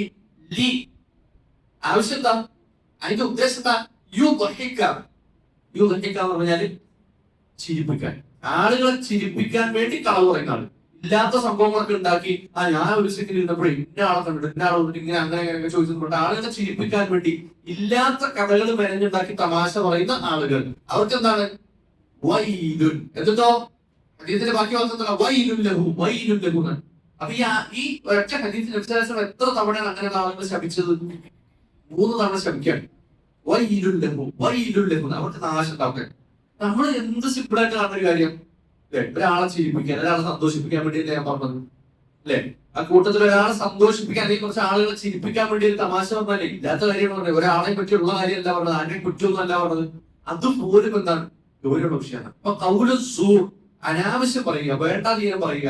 റസൂലുള്ളാഹി സ്വല്ലല്ലാഹു അലൈഹി വസല്ലം പറഞ്ഞു, മിൻ ഹുസ്നിൽ ഇസ്ലാമിൽ, ഒരു മനുഷ്യന്റെ ഏറ്റവും, ഇസ്ലാമിൽ ഒരു മുസ്ലിമിന്റെ ഏറ്റവും നല്ല സ്വഭാവത്തിൽപ്പെട്ട ഒരു കാര്യമാണ് തർക്കുഹു മാ ലാ യഅനി. അവന് ഉപകാരമില്ലാത്ത കാര്യങ്ങളെ ഒഴിവാക്കണം. അവന് ഉപകാരമില്ലാത്ത സംസാരം, മാ ലാ യഅനി, അവന് ഉപകാരമില്ലാത്ത, ഒരു ഉപകാരം ചെയ്യാത്ത, അവൻ ദീനപരമായിട്ടും അവന്റെ ദുനിയാവിന്റെ വിഷയങ്ങളിലും ഒന്നും ഉപകാരങ്ങളില്ലാത്ത വിഷയങ്ങളിൽ തർക്കുഹു, അവൻ മാറി നിൽക്കട്ടെ. അങ്ങനെയുള്ള വിഷയങ്ങൾ അവൻ സംസാരിക്കാനേ പോലും, അങ്ങനെയുള്ള സംസാരങ്ങളുടെ ഭാഗമാകാനേ പോലും. അപ്പൊ നമ്മളതിന്റെ ഭാഗമാകാൻ പോകുന്ന ഈ യഷ്ഹദുൻ സൂർ അല്ല. നമ്മൾ എന്തിന്റെ ആൾക്കാരാ? നമ്മൾ ഖൗലുൻ സൂറിന്റെ ആൾക്കാർ. നമ്മളാണ് ഇത് ഉണ്ടാക്കുന്ന ആൾക്കാർ, നമ്മൾ സംസാരിക്കുന്ന ആളുകളാണ്. നമ്മൾ എന്തിനെ പറ്റി ഇപ്പൊ ചർച്ച ചെയ്തോണ്ടിരിക്കണത്? അങ്ങനെയുള്ളത് വന്നാൽ വലന അഅ്മാലുന വലക്കും അഅ്മാലുക്കും, എനിക്ക് എന്റെ അമല്, നിങ്ങൾക്ക് നിങ്ങളുടെ അമല് എന്ന് പറഞ്ഞ സലാം പറഞ്ഞിട്ട് പോണ ആളുകളുടെ കാര്യത്തെ പറ്റി നമ്മൾ പറഞ്ഞു. മനസ്സിലാവണ്ടല്ലോ അല്ലെ? ആ ഖൗലു സൂർ എന്ന് പറയുന്നതും ഷഹാദത്തു സൂർ എന്ന് പറയുന്നതും തമ്മിലുള്ള വ്യത്യാസം. ആ വ്യത്യാസം എന്താ? ഖൗലു സൂർ എന്ന് പറഞ്ഞാല് ഈ അനാവശ്യം പറയലാണ്. അനാവശ്യം പറയൽ, അതിനെ പറ്റിയാണോ ചർച്ച? അല്ല, മഗ്റൂബിന്റെ കൂന്നാണ്. അങ്ങനെയുള്ള സംസാരങ്ങളുടെ അടുത്തുകൂടെ പോയാൽ അനാവശ്യം ആരെങ്കിലും പറ്റി കുറ്റം പറയും. നമ്മുടെ വളരെ വ്യാപകമായിക്കൊണ്ട് ഫോണിലാണെങ്കിലും വാട്സപ്പിലായിക്കൊണ്ടാണെങ്കിലും പ്രൈവറ്റ് ചാറ്റുകളിലായിക്കൊണ്ടാണെങ്കിലും ആരെങ്കിലും രണ്ടുപേരും സംസാരിക്കുമ്പോഴാണെങ്കിലും ഒക്കെ നമ്മൾ സ്ഥിരമായി നമ്മൾക്ക് ഭാഗത്തു നിന്ന് വന്നു പോകുന്ന ഒരു വിഷയമാണ് അല്ലെ? റസൂലുള്ളാഹി സ്വല്ലല്ലാഹു അലൈഹി വസല്ലം പറഞ്ഞതാ, ഒരു മുസ്ലിം അവന്റെ അഭാവത്തിൽ അവൻ ഇഷ്ടമില്ലാത്ത ഒരു കാര്യം പറയുന്നത് എന്താണ്? ഇനി അപ്പൊ സ്വഹാബികൾ ചോദിച്ചത് അറിയാം, ശരി അവൻ ഇഷ്ടമില്ലാത്ത കാര്യം ആയിക്കോട്ടെ, ഉള്ള കാര്യമല്ലോ, അപ്പൊ അതെന്താന്ന് പറഞ്ഞു? അപ്പൊ പരദൂഷണമായി, മറ്റൊരു ഏഷണി, ഒരാൾ പറ്റി ഉള്ളതായിക്കോട്ടെ, പക്ഷെ അയാൾക്ക് ഇഷ്ടമില്ലാത്ത കാര്യമാണെങ്കിലോ അതൊരു കാറ്റഗറി. അപ്പൊ സ്വഹാബത്ത് ചോദിച്ചു, ശരി അത് തെറ്റാണ്, അയാൾക്ക് ഇഷ്ടമില്ലാത്ത കാര്യമാണ്, പക്ഷെ പറഞ്ഞതുള്ള കാര്യമാണെങ്കിലോ, നമ്മളെ പറ്റി ഇല്ലാത്ത കാര്യമൊക്കെ ഉണ്ടാക്കി അയാളെ മോശക്കാരനാക്കാൻ വേണ്ടി, അയാളുടെ ഇമേജ് തകർക്കാൻ വേണ്ടി, അയാളെ തേജോവധം ചെയ്യാൻ വേണ്ടി എന്തെങ്കിലുമൊക്കെ ഇങ്ങനെ പറഞ്ഞ് അയാൾ ആളുകളുടെ ഇടയിൽ മോശമാക്കാൻ, ഇതല്ല നബിയെ, ഉള്ള കാര്യം പറഞ്ഞെങ്കിലോ? ഒരു പറഞ്ഞു, ഉള്ള കാര്യമാണെങ്കിൽ ഈ കാറ്റഗറി, ഒന്ന് ദൈവത്ത്, ഒന്നിനെ ദൈവത്ത്, അത്ര വ്യത്യാസമുള്ളൂ. അല്ലാതെ ഇതിന് വലിയ ദർജയിൽ വ്യത്യാസമൊന്നുമില്ല. പിന്നെയോ കളവാണ് പറഞ്ഞെങ്കിൽ കളവിന്റെ കൂടെ അഡീഷണൽ ആയിട്ട് ഒരു കുറ്റം കിട്ടും, അത്രേ വ്യത്യാസമുള്ളൂ. അല്ലാതെ ഉള്ള കാര്യമാണ് പറഞ്ഞത് എന്നുള്ളത് കൊണ്ട് എന്തല്ല നമ്മളോട് ചോദിക്കും എന്തിനാ നമ്മളിപ്പോ നമ്മുടെ കോൺവെർസേഷനിൽ തന്നെ നമ്മുടെ സംഭാഷണത്തിൽ പറയാം നമ്മൾ എന്തിനാ ആവശ്യമില്ലാത്ത കാര്യം ആളുകളെ പറ്റി എപ്പോഴെങ്കിലും പറഞ്ഞു ഇല്ലാത്തൊന്നുമല്ലല്ലോ പറഞ്ഞു. നമ്മുടെ ന്യായീകരണത ഇല്ലാത്തതൊന്നുമല്ലല്ലോ, ഉള്ള കാര്യം തന്നെയല്ലേ പറഞ്ഞു. ഇതൊക്കെ എന്തിൽ പെടുന്ന കാര്യങ്ങളാണ്? അപ്പൊ പറഞ്ഞു വന്നത് സത്യവിശ്വാസികളുടെ ക്വാളിറ്റി എന്താ? നമ്മുടെ ആയത്ത് എന്താ? നമ്മുടെ മൂന്നാമത്തെ ആയത്ത് എന്താ? വല്ലദീനഹും അനിൽ ലഗ്വി മുഅ്രിദൂന. ലഘുവിനെ തൊട്ട് തിരിഞ്ഞു കളയുന്ന ആളുകളാണ്. ഇവിടുത്തെ യാഥാർത്ഥ്യം നമ്മളാണ് ലഘു. നമ്മളെ തൊട്ട് വിശ്വാസികൾ തിരിഞ്ഞു കളയുന്ന അവസ്ഥയിലാണ് നമ്മളെങ്കിലോ. നമ്മൾ ലഘു കേട്ട് കഴിഞ്ഞാൽ അതിന്റെ അടുത്തോട് പോയി കഴിഞ്ഞാൽ ഞാൻ ഇല്ലാതെ പറഞ്ഞ ഈ ലഘു പറയുന്ന ഏഷണി പരദോഷമൊക്കെ പറയുന്ന ആളുകൾ നമ്മളാണെങ്കിലും നമ്മൾ എവിടെയാണ്? അപ്പൊ ഇതൊക്കെ യഥാർത്ഥത്തിൽ നമ്മളിതൊക്കെ വിചാരിക്കും ഇതൊക്കെ നമ്മളൊക്കെ മുസ്ലിങ്ങളാണ്, നമ്മളൊക്കെ ഈമാനുള്ള ആളുകളാണ്. ഇതൊക്കെ ഒരു അഡീഷണൽ ക്വാളിറ്റി ആയിക്കൊണ്ടാണ് നമ്മൾ പലപ്പോഴും മനസ്സിലാക്കാൻ. ആളുകളെ കുറ്റം പറയാതിരിക്കുക, നല്ല സംസാരിക്കുക, ചീത്ത പറയാതിരിക്കുക, ദേഷ്യപ്പെടാതിരിക്കുക, പൊട്ടിത്തെറിക്കുക, ഇതൊക്കെ ഒരു അഡീഷണൽ ക്വാളിറ്റി, എക്സ്ട്രാ ആയിട്ട് നമ്മൾ കൂട്ടിച്ചേർക്കുന്ന പോയിന്റുകളായിക്കൊണ്ടാണ് ഇതൊക്കെ നമ്മൾ മനസ്സിലാക്കാൻ. പക്ഷെ ഇതൊക്കെ യഥാർത്ഥത്തിൽ എന്താണ്? ഇതൊക്കെ ഒരു മുഅ്മിനിന്റെ ബേസിക് ക്വാളിറ്റിയാണ്. അതുകൊണ്ടാണ് അത് അഫ്ലഹൽ മുഅ്മിനൂൻ എന്ന് പറഞ്ഞിട്ട് ആദ്യം പറഞ്ഞ കാര്യങ്ങൾ നമ്മൾ ശ്രദ്ധിച്ചു നോക്കാം. ആദ്യം പറഞ്ഞ കാര്യം എന്താ? അല്ലദീന ഫീ സ്വലാത്തിഹിം ഖാശിഊൻ. നമ്മൾ ഞാൻ 5 നമസ്കരിക്കുന്നുണ്ടല്ലോ എന്നുള്ളതാണ് നമ്മുടെ ചിന്ത. നമസ്കരിക്കണ്ടല്ലോ, നമസ്കാരക്കാരനാണെന്നുള്ളതാണ് നമ്മുടെ ചിന്ത. പക്ഷെ ആയത്തിൽ പറഞ്ഞത് വല്ലദീനഹും ഫീ സ്വലാത്തിഹിം ഖാശിഊൻ, നമസ്കരിക്കുന്ന ആളുകൾ എന്നല്ല. അത് ഓൾറെഡി അവിടെ ഉണ്ടാവണം, അതിൽ സംശയമൊന്നുമില്ല. പക്ഷെ ഖാശിഊൻ, നമസ്കാരത്തിൽ ഖുശൂ ഉണ്ടാവുക എന്നുള്ളതാണ് അഡീഷണൽ പോയിന്റ്. ഇവിടെ എന്താ പറഞ്ഞത്? വല്ലദീനഹും അനിൽ ലഗ്വി മുഅ്രിദൂന. ലഘുവിനെ തൊട്ട് സൂറിനെ തൊട്ട് അനാവശ്യ സംസാരങ്ങൾ ഡിസ്കഷൻസിനെ തൊട്ട് തിരിഞ്ഞു കളയുന്നവരാണ്. നമ്മൾ നമസ്കാരമുണ്ട്, ഖുശൂഇല്ലാത്ത നമസ്കാരമാണെങ്കിലും ഈ ലഘുവ് ഇത് നമ്മളാണ് ഇരുന്ന് പറയുന്ന ആളുകളെങ്കിലും നമ്മുടെ ആളുകളുടെ കുറ്റം പറയാം, നമ്മുടെ ആളുകളുടെ അനാവശ്യമായ സംസാരങ്ങൾ സംസാരിക്കുന്ന ആളുകളാണ് എങ്കിൽ നമ്മളൊക്കെ ഈമാനിൽ നിന്ന് വളരെയധികം ദൂരെയാണെന്നാണ് നമ്മൾ മനസ്സിലാക്കാൻ. അല്ലാതെ ഇതൊക്കെ എന്തെങ്കിലും അഡീഷണൽ ആയിട്ട് ഒരു ആഡ് ഓൺ പോയിന്റ് ആയിട്ട് ജീവിതത്തിൽ കൊണ്ടുവരുന്ന സാധനങ്ങളല്ല. പിന്നെ ഇതൊക്കെ ഒരു മുസ്ലിമിന്റെ ബേസിക് ആയിരിക്കണം എന്നുള്ളതാണ് ഈ ആഴ്ചകളിലൂടെ നമ്മള് മനസ്സിലാക്കുന്നത്. അപ്പൊ നമ്മളവിടെ സംഗീതവും അതുമായിട്ട് ബന്ധപ്പെട്ട വിഷയങ്ങളുമാണ്. ഇനി നോക്കാം തൊട്ടടുത്ത ആഴ്ച വല്ലദീനഹും ലിസ്സകാത്തി ഫാഇലൂൻ. തൊട്ടടുത്ത ക്വാളിറ്റി. അപ്പൊ ഇപ്പൊ എത്ര കഴിഞ്ഞു? അത് അഫ്ലഹൽ മുഅ്മിനൂൻ, മുഅ്മിനീങ്ങളുടെ ക്വാളിറ്റി പറയാം. അല്ലദീനഹും ഫീ സ്വലാത്തിഹിം ഖാശിഊൻ. അപ്പൊ തന്നെ ഹിഫ്ദ് പഠിച്ച് നമ്മൾ പോട്ടോ, പല ആവർത്തി പറയുമ്പോൾ നമ്മൾ ശ്രദ്ധിച്ച് അങ്ങനെ പോയി കഴിഞ്ഞാൽ അത് ഹിഫ്ദ് കൂടി ഇരിക്കണം. ഒന്നാമത്തെ നമസ്കാരത്തിൽ ഖുശൂ ഉള്ള ആളുകൾ, ഭയഭക്തിയുള്ള ആളുകൾ. രണ്ടാമത്തെ എന്താ? വല്ലദീനഹും അനിൽ ലഗ്വി മുഅ്രിദൂൻ. ലഗ്വ് ഖൗലു സൂർ, അനാവശ്യ സംസാരങ്ങളിൽ നിന്ന് മുഅ്രിദൂൻ, തിരിഞ്ഞു കളയുന്ന ആളുകളാണ് ഇങ്ങനെ. 2 ക്വാളിറ്റി കഴിഞ്ഞു. ഇനി നമ്മൾ പേജ് എത്രാമത്തെ പേജിലേക്കാണ് പോകേണ്ടത്? 21ാമത്തെ പേജിലേക്കാണ് പോകേണ്ടത്. 21ാമത്തെ പേജ് മുതലാണെന്നുള്ളത് അടുത്ത ബുക്ക് ഉണ്ടാകും. 21ാമത്തെ പേജ് മുതലാണ് നമ്മൾ അടുത്ത ഭാഗം തുറക്കുന്നത്. 4ാമത്തെ ആഴ്ച മുതൽ സ്റ്റാർട്ട് ചെയ്യണം. അല്ലാഹു സുബ്ഹാനഹു വ തആല പറയുന്നു വല്ലദീനഹും ലിസ്സകാത്തി ഫാഇലൂൻ. വല്ലദീനഹും ഞാൻ അർത്ഥം പറഞ്ഞല്ലോ, എല്ലാവരും കോമൺ ആയിട്ടുള്ള വല്ലദീനഹും. ആരാ ഈ ഹും? ആരാണ്? മുഅ്മിനൂൻ. കൂടെ പറയണം കേട്ടോ. ഹും ആരാണ്? മുഅ്മിനൂൻ. അവരടുത്ത ക്വാളിറ്റി പറയുന്നത് ലിസ്സകാത്തി. സക്കാത്ത് എന്ന് പറഞ്ഞാ സക്കാത്ത് അല്ലേ? സക്കാത്തി ഫാഇലൂൻ. സക്കാത്തിന്റെ വിഷയത്തിൽ അവര് ഓക്കെ, സക്കാത്തിന്റെ വിഷയം അവര് ചെയ്യുന്ന, അതായത് സക്കാത്ത് കൊടുക്കുന്ന ആളുകൾ. ഫാഇൽ എന്ന് പറഞ്ഞാൽ ഫഅല, ഫിഅൽ, പ്രവർത്തനം, ഒരു കാര്യം ചെയ്യുക അല്ലെ. ഫാഇൽ എന്ന് പറഞ്ഞാൽ പ്രവർത്തിക്കുന്നവൻ. അപ്പൊ സക്കാത്തിന്റെ വിഷയത്തിൽ അത് പ്രാവർത്തികമായി കൊണ്ടുവരുന്ന ആളാണ്. അപ്പൊ സക്കാത്തിന്റെ അപ്പൊ ഇവിടെ എന്തിന്റെ വിഷയം പറഞ്ഞേ? നേരത്തെ സ്വഭാവത്തിന്റെ വിഷയം, നമസ്കാരത്തിന്റെ വിഷയം പറഞ്ഞു. ഇവിടെ സാമ്പത്തികമായ വിഷയത്തെ സംബന്ധിച്ചാണ് പറഞ്ഞത്. നമ്മളിങ്ങനെ ആലോചിച്ച് നോക്കാം, ഈ സൂറത്ത് എവിടെ അവതരിച്ച സുഹൃത്താ? എവിടെ സുഹൃത്ത് അവതരിച്ച്? ഇത് പെട്ടെന്ന് പെട്ടെന്ന് പറയണം. ഇത് സുഹൃത്ത് എവിടെ അവതരിച്ച് ചോദിക്കാം. അവിടെ എന്ത് സ്ഥലത്തുള്ളൂ നോക്കിയപ്പോ അതിന് മാത്രമല്ല, അതിന് ഒരുപാട് ആലോചിക്കാനൊന്നുമില്ല. മക്കയിൽ അവതരിച്ച സുഹൃത്തല്ലേ. പിന്നെ എങ്ങനെ സക്കാത്ത് ഫാഇലൂൻ ഇവിടെ വന്നേ? സക്കാത്ത് ഹിജ്റ 2ാം വർഷം. ഹിജ്റ 2ാം വർഷം എന്ന് പറഞ്ഞു കഴിഞ്ഞാല് ഖുർആൻ അവതരിക്കാൻ തുടങ്ങി എത്ര കൊല്ലം കഴിഞ്ഞു?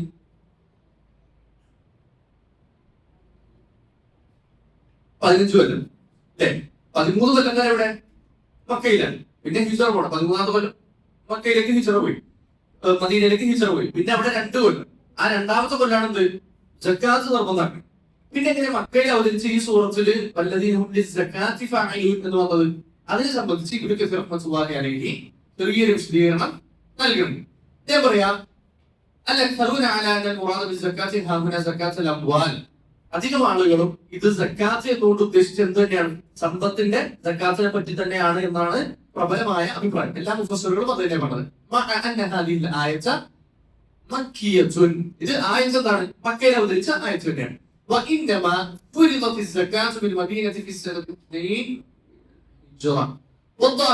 അതായത് ഹിജ്റ 2-ാം വർഷമാണ് എന്ത് ചെയ്തത്? സക്കാത്തുമായി ബന്ധപ്പെട്ട വിഷയം വന്നതും സക്കാത്ത് നിർബന്ധമാക്കിയത്.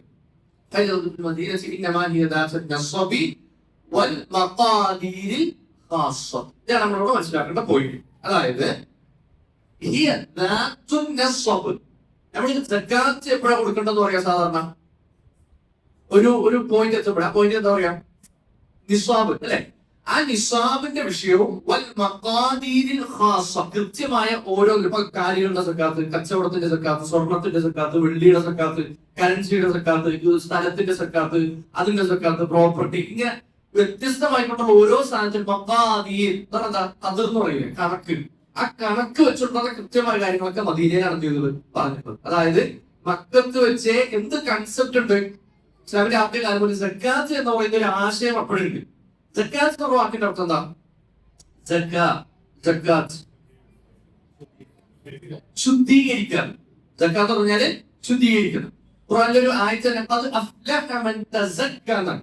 അത് അഫ്ലഹ മൻ സക്കാഹ, രണ്ടാഴ്ച ഒരേ ഉദ്ദേശമാണ്. അത് അഫ്ലഹ അർത്ഥം വിജയിച്ചിരിക്കുന്നു. മൻ സക്കാഹ, അതിനെ ശുദ്ധീകരിച്ചവർ. അതിന് രണ്ടർത്ഥമുണ്ട്. ഒന്ന് സമ്പത്തിനെ ശുദ്ധീകരിച്ചവർക്കുണ്ട്, അവരെ നെഫ്സിനെ ശുദ്ധീകരിച്ചവർക്ക് അർത്ഥമുണ്ട്. അപ്പൊ ഇബ്നു കസീർ റഹ്മത്തുള്ളാഹി പറയണത് ഇങ്ങനെ രണ്ട് ഉദ്ദേശം ഇവിടെ വരാം. അപ്പൊ ഇവിടെ വല്ലദീനഹും ലിസ്സക്കാത്തി ഫഅലൂൻ ഉദ്ദേശിച്ചത് ആ സക്കാത്ത് ശുദ്ധീകരണം എന്ന് പറയുന്നത് സമ്പത്തിന്റെ ശുദ്ധീകരണവും ആകാം, സ്വന്തം നെഫ്സിന്റെ ശുദ്ധീകരണവും ആകാം. പക്ഷെ അധികം മുഫസ്സിറുകൾ പറഞ്ഞതാ ഇത് സമ്പത്തിന്റെ, നമ്മൾ സാധാരണ പറയാത്ത സക്കാത്തിന്റെ തന്നെയാണ്. പക്ഷെ സ്വാഭാവികമായിട്ട് മക്കയിൽ അവതരിച്ചായിട്ടാണ്. അപ്പൊ എങ്ങനെ സക്കാത്ത് കൊടുക്കുന്ന പറഞ്ഞാൽ അതിന്റെ വിശദീകരണം എന്താ? കൃത്യമായ കണക്കുകൾ, നിസ്വാബുകൾ, സ്വർണത്തിന്റെ ഇത്ര, വെള്ളിയുടെ ഈ കണക്കുകളൊക്കെ എവിടെ വെച്ചിട്ടാവുന്നത്?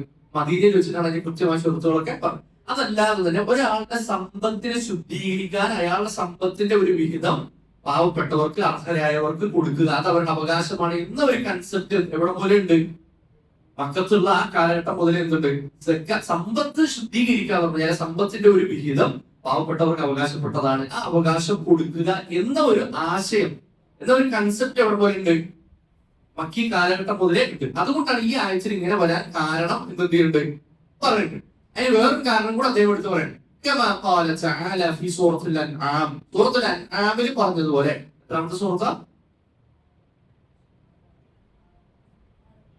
അർത്ഥം എന്താ? കന്നുകാലികൾ അല്ലെ? അപ്പോ സൂറത്തുൽ അൻആമിൽ പറഞ്ഞതുപോലെ അൻആം മക്കി സൂറത്താണ്. അവിടെ പറഞ്ഞതുപോലെ കണക്കുകൾ കാര്യങ്ങളൊക്കെ പറഞ്ഞ കൂട്ടത്തിൽ പറഞ്ഞാൽ എന്ന് പറഞ്ഞാൽ അവകാശം എന്നാണ്.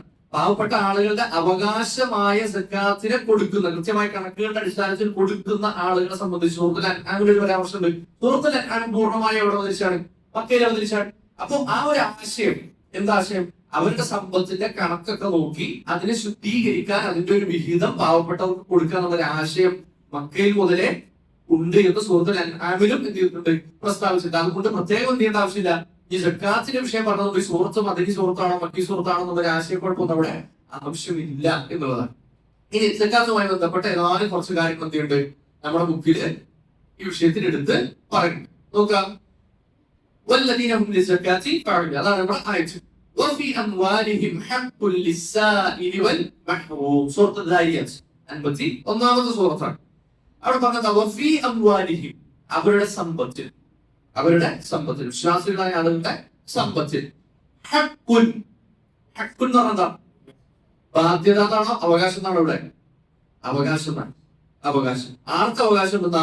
ലിസ്സാഇലി എന്ന് പറഞ്ഞാ സുആൽ, ചോദ്യം അല്ലെ? സാഇൽ എന്ന് പറഞ്ഞാൽ ചോദിക്കുന്നവരും, വൽ മഹ്റൂം തടയപ്പെട്ടവൻ, അഥവാ സമ്പത്ത് കൊണ്ട് റിസ്ക് കൊണ്ട് തടയപ്പെട്ടവൻ എന്ന് പറഞ്ഞാൽ പ്രയാസം അനുഭവിക്കുന്ന പാവപ്പെട്ട ആളുകൾ, അവരും അവർ ചിലപ്പോൾ ചോദിക്കണമെന്നില്ല, ചോദിച്ചു വരണമെന്നില്ല. അപ്പൊ ചോദിച്ചു വരുന്നവർക്കും അല്ലാതെ സമ്പത്ത് കൊണ്ട് തടയപ്പെട്ട ആളുകൾക്കും എന്തുണ്ട്?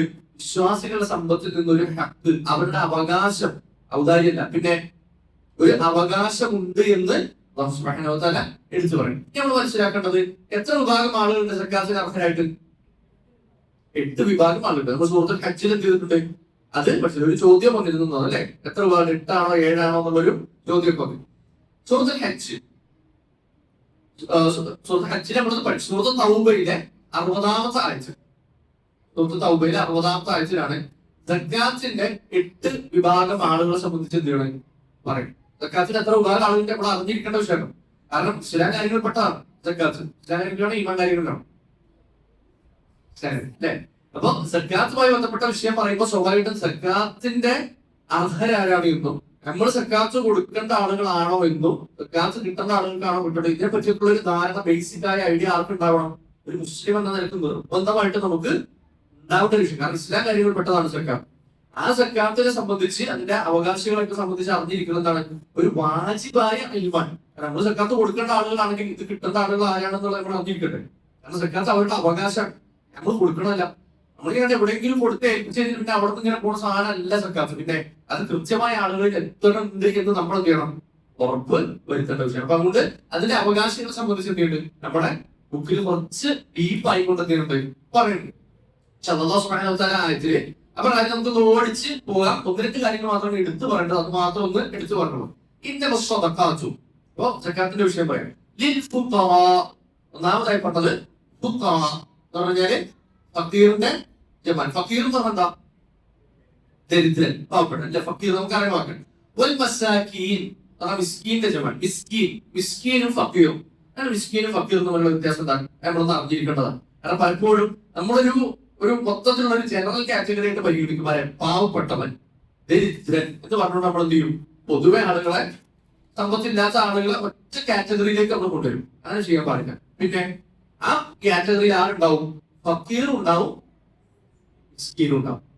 എന്താണ് ഇവർ തമ്മിലുള്ള വ്യത്യാസം എന്ന് ചോദിച്ചു കഴിഞ്ഞാല് ഈ 2 വിഭാഗത്തിൽ ചോദിക്കുന്ന ആളുകൾ, ചോദിക്കാത്ത ആളുകൾ ഉണ്ടാവും. ഫക്കീർ ആയാലും ചില ആളുകൾ ചോദിക്കും, എനിക്ക് പ്രയാസമുണ്ട്, പള്ളിയിൽ അപേക്ഷയൊക്കെ വെക്കും, നമ്മുടെ അടുത്ത് വരും, ബുദ്ധിമുട്ടുണ്ട്, എനിക്ക് സക്കാത്തിന്റെ ഒരു ഓഹരി വേണം എന്നൊക്കെ പറഞ്ഞു വരുന്ന ആളുകളുണ്ടാവും. ഈ ഫക്കീറിന് ചോദിക്കുന്നത് പോലെ തന്നെ മിസ്കീനുള്ള കൂട്ടത്തിൽ ഒന്നുണ്ടാവും, ചോദിക്കുന്ന ആളുകളുണ്ടാവും. 2 വിഭാഗത്തിലും ചോദിക്കാത്ത ആളുകളുണ്ടാവും. സൂറത്തുൽ ബഖറയിൽ അല്ലാഹു സുബ്ഹാനഹു വ തആല പറഞ്ഞു ലിൽ ഫുഖറാഇല്ലദീന ബുശ്ശിറൂ ഫീ സബീലില്ലാഹ്. അവിടെ അല്ലാഹു സുബ്ഹാനഹു വ തആല പറഞ്ഞത് ലാ യസ്അലൂന നാസ ഇൽഹാഫൻ, അത് ജനങ്ങളോട് ചോദിക്കൂലാണ്. യഹ്സബുഹുൽ ജാഹിലു അഗ്നിയ, ജാഹിലുകൾ, അറിയില്ലാത്ത, അവരെ പറ്റി അറിയില്ലാത്ത ആളുകൾ വിചാരിക്കും അവൻ വലിയ ധനികനാണ്, സമ്പത്തുള്ളവനാണെന്ന് ചിന്തിക്കും. പക്ഷെ അവൻ യഥാർത്ഥത്തിൽ ആരാണ്? പ്രയാസപ്പെടുന്ന ആളാണ്. ലാ യസ്അലൂന നാസ ഇൽഹാഫൻ, അവൻ ജനങ്ങളോട് ചോദിക്കൂലാണ്. എന്നാൽ അതേ ഫുഖറാകളുടെ കൂട്ടത്തിൽ നിന്നുണ്ട് ചോദിക്കുന്ന ആളുകളും. അപ്പൊ ഫുഖറാകളിൽ പെട്ട ചോദിക്കാത്ത ആളുകളും ചോദിക്കുന്ന ആളുകളുണ്ട്, മിസ്കീനുകളിൽ പെട്ട ചോദിക്കുന്ന ആളുകളും ചോദിക്കാത്ത ആളുകളും ഉണ്ട് എന്ന് നമ്മൾ മനസ്സിലാക്കി. എന്താണ് ഫുഖറാ മിസ്കീൻ തമ്മിലുള്ള വ്യത്യാസം? ഫുഖറാ എന്ന് പറഞ്ഞു കഴിഞ്ഞാല് പറ്റേ ദരിദ്രനാണ്, ഒന്നുമില്ല, വേണമെങ്കിൽ ഒന്നും നോട്ടിക്കാം, ഇതെന്ത് ചെയ്തിട്ടില്ല, കറക്റ്റായിട്ട് വ്യത്യാസം എടുത്ത് പറഞ്ഞില്ല. ഫുഖറാ എന്ന് പറഞ്ഞാല് ദരിദ്രനാണ്, പൂർണ്ണമായും ദരിദ്രൻ, ഒന്നുമില്ല, കംപ്ലീറ്റ് തടയപ്പെട്ടവനാണ്, റിസ്കിന്റെ വിഷയത്തിൽ പൂർണ്ണമായും ഇട്ടിങ്ങി ജീവിക്കുന്നവരാണ്, ഒന്നുമില്ലാത്ത ഒരാൾ നമ്മൾ പറയും. മിസ്കീൻ എന്ന് പറഞ്ഞു കഴിഞ്ഞാൽ മിസ്കീനെ കാറ്റഗറൈസ് ചെയ്യുന്നത് മാസത്തിൽ അയാൾക്ക് വരുന്ന ചെലവിന്റെ പകുതി എന്ത് ചെയ്യാൻ വേണ്ടില്ല, അയാൾക്ക് മാനേജ് ചെയ്ത് കൊണ്ടുവരാൻ കഴിയില്ല. ഒരു മാസം അയാൾക്ക് ഒരു 25,000 രൂപ ചെലവുണ്ട്, ഒരു 12,000 രൂപ പോലും എത്തിയിട്ടില്ല, സമ്പാദിച്ച് എങ്ങനെ നോക്കിയിട്ടും അത്രയും കഴിയുന്നില്ല. അയാൾ ആരാണ്? മിസ്കീൻ. അതാണ് മിസ്കീൻ എന്ന് പറയുന്നത്. റസൂലുള്ളാഹി സ്വല്ലല്ലാഹു അലൈഹി വസല്ലം മിസ്കീനിനെ ആ രൂപത്തിലാണ് ചെയ്തത് നമുക്ക് പഠിപ്പിച്ചത്. പരിശുദ്ധ ഖുർആനിൽ തന്നെ സൂറത്തുൽ കഹ്ഫിൽ മിസ്കീനുകളെ സംബന്ധിച്ച് പറയും. മീൻ പിടിക്കാൻ പോകുന്ന ആളുകളെ സംബന്ധിച്ച് അവര് മീൻ പിടിക്കാൻ പോകും, സമ്പാദിക്കും. ആ ആളുകളെ പറ്റി ഖുർആൻ പറഞ്ഞത് മിസ്കീൻ എന്നാണ്. അല്ലാഹു സുബ്ഹാനഹു വ തആല മിസ്കീനുകൾ എന്നാ പറഞ്ഞത്. അപ്പൊ അതിന്റെ അർത്ഥം എന്താ? ജോലിക്ക് പോകണ്ടാവും, അവർ സമ്പാദിക്കുന്നുണ്ടാവും, പക്ഷെ അവരുടെ ചെലവിന്റെ പകുതി പോലും എന്ത് ചെയ്യണില്ല, അവർക്ക് ആ ജോലി കൊണ്ട് സമ്പാദിക്കാൻ കഴിയുന്നില്ല. അപ്പോഴാണ് അവരാരാവുക? മിസ്കീനാവുക. ഫക്കീർ എന്ന് പറഞ്ഞാലോ ഒരു രക്ഷയില്ല, പൂർണ്ണമായും തടയപ്പെട്ട ഒരു അവസ്ഥ. അതാണ് ഫക്കീറും മിസ്കീനും തമ്മിലുള്ള വ്യത്യാസം നമ്മൾ മനസ്സിലാക്കാൻ. അപ്പൊ സക്കാത്തിന്റെ അവസ്ഥയിൽ വരുമ്പോ ഈ ഓർഡറിലാണ് ആളുകൾക്ക് എന്ത് ചെയ്യാം, പരിഗണന പോകേണ്ടത്. മിസ്കീനുകളെക്കാൾ പ്രയാസപ്പെടുന്നവരാരാ? ഫക്കീറാണ്. അപ്പൊ കൂടുതൽ 2 പേര് അങ്ങനെ വന്നു കഴിഞ്ഞാൽ കൂടുതൽ അർഹനാരാ? ഫക്കീറായിട്ട് പാടാം. അപ്പൊ അങ്ങനെയാണ് അതിന്റെ ഒരു ഓർഡർ. അപ്പൊ മിസ്കീനും ഉണ്ട് ഫക്കീറും ഉണ്ടെങ്കിൽ നമ്മൾ മനസ്സിലാക്കുന്നത് ഫക്കീറാണ് കൂടുതൽ അതിൽ അർഹന നമ്മൾ മനസ്സിലാക്കാം. അപ്പൊ അതാണ് ഫുഖറാഉം മിസ്കീനും. എന്നിട്ട് വൽ ആമിലീന അലൈഹ എന്ന് പറഞ്ഞാല് ആമിലീൻ അമല് പ്രവർത്തി ആമിലീന അലൈഹ എന്ന് പറഞ്ഞാൽ ആ വിഷയത്തിൽ സക്കാത്തിന്റെ വിഷയത്തിൽ പ്രവർത്തിക്കുന്ന ആളുകൾ അഥവാ സക്കാത്തിന്റെ കണക്കെടുക്കാൻ സക്കാത്ത് പിരിക്കാൻ അത് പിരിച്ച് ക്രോഡീകരിച്ച ആളുകളെ കണ്ടെത്താൻ സമൂഹത്തിൽ ഇറങ്ങി അതിനുവേണ്ടി നടക്കുന്ന ആളുകൾ അവരെന്തിന് അർഹരാണ്? സക്കാത്തിന് അർഹരാണ്. അപ്പൊ സക്കാത്തിന്റെ വിഷയത്തിൽ അത് പഠിക്കാൻ കണക്കൊക്കെ നോക്കാനായിട്ട് കൃത്യമായി കണക്കും കാര്യങ്ങളൊക്കെ അറിയണം. അതായത് നമ്മുടെ ഇസ്ലാമിക ഭരണകൂടത്തിന്റെ കീഴിൽ ഇതിനുവേണ്ടി പ്രത്യേകം ചുമതല നൽകപ്പെട്ട ആളുകൾ അവര് നേരെ ഒരു കമ്പനിയിൽ ചെന്ന് കഴിഞ്ഞാല് ആ കമ്പനിയുടെ കണക്ക് നോക്കണ ആളുടെ ചെന്ന് കഴിഞ്ഞാല് നമ്മുടെ സക്കാത്തിന്റെ കണക്കെടുക്കാം. ഫുള്ള് കണക്കും കാര്യങ്ങളും ഇയാൾക്ക് കൊടുത്തു കഴിഞ്ഞാല് ആ കണക്ക് മുഴുവൻ കൂട്ടി നോക്കി ഇവർക്ക് എവിടെയൊക്കെ ഇൻവെസ്റ്റ്മെന്റ് ഉണ്ട്, എവിടെയൊക്കെ ചെലവുകളുണ്ട്, അവിടെ ചെലവുണ്ട്, ഇവിടെ ചെലവുണ്ട്, അപ്പൊ അത് കുറച്ച് ഇത് കുറച്ച്, അവിടെ പ്രോപ്പർട്ടി ഇത് പ്രോപ്പർട്ടി എല്ലാ സാധനവും കഴിഞ്ഞിട്ട് ഇയാൾ എന്ത് ചെയ്യും? ഇരുന്ന് കണക്ക് കൂട്ടി കുറച്ച് എല്ലാം കഴിഞ്ഞിട്ട് ലാസ്റ്റ് എന്ത് ചെയ്യും? നിങ്ങൾ ഇത്ര രൂപ സക്കാത്ത് കൊടുക്കണം എന്ന് പറഞ്ഞോളൂ. അതാണ് ആമിലീന അലൈഹ. അത് ഇസ്ലാമിക ഭരണകൂടത്തിന് മാത്രമേ പറ്റുള്ളൂ അങ്ങനെയില്ല. ഒരു പൊതു സംവിധാനത്തിനും എന്താണ് ഇത് ബാധകം. പക്ഷെ ഇതിനു വേണ്ടി ഇറങ്ങിത്തിരിക്കുന്ന ആള്, അതായത് നമ്മൾ പള്ളിയിൽ 4 ആണെങ്കിലും കൂടി ഇരുന്നിട്ട് അപേക്ഷ എല്ലാം കൂടി നോക്കിട്ടാ ഇന്ന ആൾ അപേക്ഷിച്ചിട്ടുണ്ട്, ഇന്ന ആ പിന്നെ കൊടുക്കാം. ഇവരല്ല ഉദ്ദേശിച്ച ആമിലീന അലൈഹ എന്ന് പറഞ്ഞതല്ല. പിന്നെ സക്കാത്തിന് കൃത്യമായി കണക്ക് കൂട്ടാൻ അറിയണം. ഒരു ഉദാഹരണത്തിന് സ്വർണത്തിന്റെ സക്കാത്ത് എങ്ങനെ? സ്വർണം നമ്മുടെ വീട്ടിൽ സ്വർണ്ണമാലയും വളയൊക്കെ ഇരിക്കേണ്ടത് വിചാരിക്കാം. അപ്പൊ സ്വർണത്തിന്റെ സക്കാത്ത് എങ്ങനെ വരാം? സക്കാത്ത് കൊടുക്കണോ വേണ്ടയോ? വീട്ടിലിരിക്കുന്ന സ്വർണത്തിന് 10 ഗ്രാമാണ്. 10 ഗ്രാം എന്ന് പറഞ്ഞാൽ ഭയങ്കര കുറവില്ലേ? 10 പവൻ. അപ്പൊ എത്ര ഗ്രാം വരും? ഒരു പവൻ എത്ര ഗ്രാമാ? 8 ഗ്രാം. അപ്പൊ 85 ഗ്രാം. 85 ഗ്രാം. അതിന്റെ മേലെ സ്വർണം ഒരാളുടെ കയ്യിൽ നിന്ന് എന്ത് ചെയ്യണം? അതനുസരിച്ച് സക്കാത്ത് കൊടുക്കണം. ഇനി നമ്മൾ ഇട്ടുന്നതാണെങ്കിലോ മോതിരമൊക്കെ ഇട്ടുകൊണ്ട് നടക്കുന്നുണ്ട്, മാലയൊക്കെ ഇട്ടുകൊണ്ട് നടക്കുന്നുണ്ട്, വളയൊക്കെ ഇട്ടുകൊണ്ട് നടക്കുന്നുണ്ട്. ഇട്ടുകൊണ്ട് നടക്കുകയാണെങ്കിൽ സക്കാത്ത് കൊടുക്കേണ്ട ആവശ്യം ഉണ്ടാവും. ഉണ്ട് എന്നും ഇല്ല എന്നും അഭിപ്രായമുണ്ട്. പക്ഷെ ഭൂരിപക്ഷം പണ്ഡിതന്മാരും പറഞ്ഞു എന്ത് കൊടുക്കേണ്ടത് തന്നെയാണ് വേണ്ടത്. കൊടുക്കേണ്ട ആവശ്യമില്ല എന്ന് പറഞ്ഞ സന്ദർഭങ്ങളുണ്ട്. എന്നാൽ നബിസ്വല്ലല്ലാഹു ആശുപത്രിയോട് എന്തുണ്ട്? ഇതുപോലെ ധരിച്ച ഒരു സ്വർണത്തിന്റെ വിഷയത്തിൽ, ആഭരണത്തിന്റെ വിഷയത്തിൽ അതിന്റെ സക്കാത്തിന് കൊടുക്കണം എന്ന കൽപ്പനയാണ് പറഞ്ഞത്. അപ്പൊ അതിന്റെ അടിസ്ഥാനത്തിൽ അങ്ങനെ ഇല്ലാത്ത ഹദീസുകളും വെച്ചിട്ട് എന്ത് ചെയ്യുന്നുണ്ട്? അത് വേണ്ടതില്ല എന്ന് പറയും. പക്ഷെ സൂക്ഷ്മതയുടെ ഭാഗം എന്നോണം അത് കൊടുക്കലാണ്. കാരണം സക്കാത്തിന്റെ വിഷയം എന്ന് പറഞ്ഞാൽ ചില്ലറ വിഷയമല്ല. അത് നമ്മുടെ ഇസ്ലാം കാര്യങ്ങളിൽ പെട്ട ഒരു വിഷയമാണ്. അപ്പൊ ആ വിഷയത്തിൽ നമ്മൾ എന്ത് ചെയ്യണ്ട? ഒരു റിസ്ക് ഒക്കെ എടുത്തിട്ട് ഞാൻ എന്തെങ്കിലും ഉണ്ടെങ്കിലോ എന്നൊക്കെ വിചാരിച്ചിട്ട് വെറുതെ എന്ത് ചെയ്യേണ്ട ആവശ്യമില്ല, ഇത് ചെയ്യേണ്ട ആവശ്യമില്ല. ഭൂരിപക്ഷം പണ്ഡിതന്മാർ നമ്മളത് കൊടുക്കേണ്ടത് തന്നെയാണ് എന്നുള്ളതാണ് അഭിപ്രായം. അപ്പൊ സ്വർണത്തിന്റെ വിഷയത്തിൽ നമ്മൾ ചെയ്യണം സക്കാത്ത് കൊടുക്കും. അപ്പൊ ഇന്നിപ്പോ നമ്മുടെ 12 പോലുണ്ട്. 12 പോലെ ഒരു മാല ഇട്ടെന്ന് വിചാരിക്കാം. നമ്മൾ സക്കാത്ത് കൊടുക്കും. എത്ര സക്കാത്ത് കൊടുക്കും? എങ്ങനെ കാൽക്കുലേറ്റ് ചെയ്യണം? എങ്ങനെ കാൽക്കുലേറ്റ് ചെയ്യും? ബില്ലെടുത്തിട്ട് സ്വർണം മേടിച്ച അന്നത്തെ സ്വർണത്തിന്റെ വില നോക്കി പറ്റൂല. ഇന്നത്തെ വില തന്നെ നമ്മൾ കൊടുക്കണം. ഇത് കൊടുത്തു കഴിഞ്ഞാൽ അത് കൊടുക്കണം. അപ്പൊ ഇതിന് കൊടുക്കാൻ നമ്മുടെ പൈസ ഇല്ല. അപ്പൊ നമ്മള് ഫക്കീർ മിസ്കീൻ ഒന്നും ആവൂല. പിന്നെ അപ്പൊ എന്ത് ചെയ്യണം? സ്വർണം വിറ്റിട്ട് തന്നെ കൊടുക്കണം. കുറച്ച് പ്രയാസകരമായിട്ടുള്ള ഒരു വിഷയം തന്നെയാണ്. അത് വിറ്റിട്ട് തന്നെ കൊടുക്കണം. ഇനി അത് വിറ്റു, നമ്മൾ കൊടുത്തു, ബാക്കി നമ്മുടെ എത്ര കിട്ടി? 11 പവൻ. അടുത്ത വർഷമായി ഓൾറെഡി സക്കാത്ത് കൊടുത്തല്ലേ, ഇല്ല. അടുത്ത വർഷം വീണ്ടും അങ്ങനെ അപ്പോഴും നമ്മുടെ കയ്യിൽ പൈസ ഇല്ല. അപ്പൊ നമ്മൾ ഫക്കീർ മിസ്കീൻ ആവൂല. വീണ്ടും അത് വിറ്റ് പൈസ, അങ്ങനെ വിറ്റ് വിറ്റ് വിറ്റ് ലാസ്റ്റ് എപ്പോഴാണോ 85 ഗ്രാമിന്റെ താഴെ ആവുന്നത് ആ വർഷം ഒരു പിന്നെ എന്ത് ചെയ്യണ്ട? അതിന് സക്കാത്ത് കൊടുക്കണ്ട. പ്രയാസകരമായിട്ടുള്ള വിഷയമാണ്. പ്രത്യേകിച്ച് നമ്മൾ മേടിച്ചപ്പോ സാരം പൈസ ഉണ്ടാക്കുന്ന സ്വർണത്തിന് ഇപ്പൊ ചിലപ്പോ എന്ത് ചെയ്യേണ്ടി വരും? സക്കാത്ത് തന്നെ കൊടുക്കേണ്ടി വരും. എന്ത് അന്ന് മേടിച്ച പൈസ സക്കാത്തായിട്ട് തന്നെ പ്രാവശ്യം ചിലപ്പോ കൊടുക്കേണ്ടി വരും.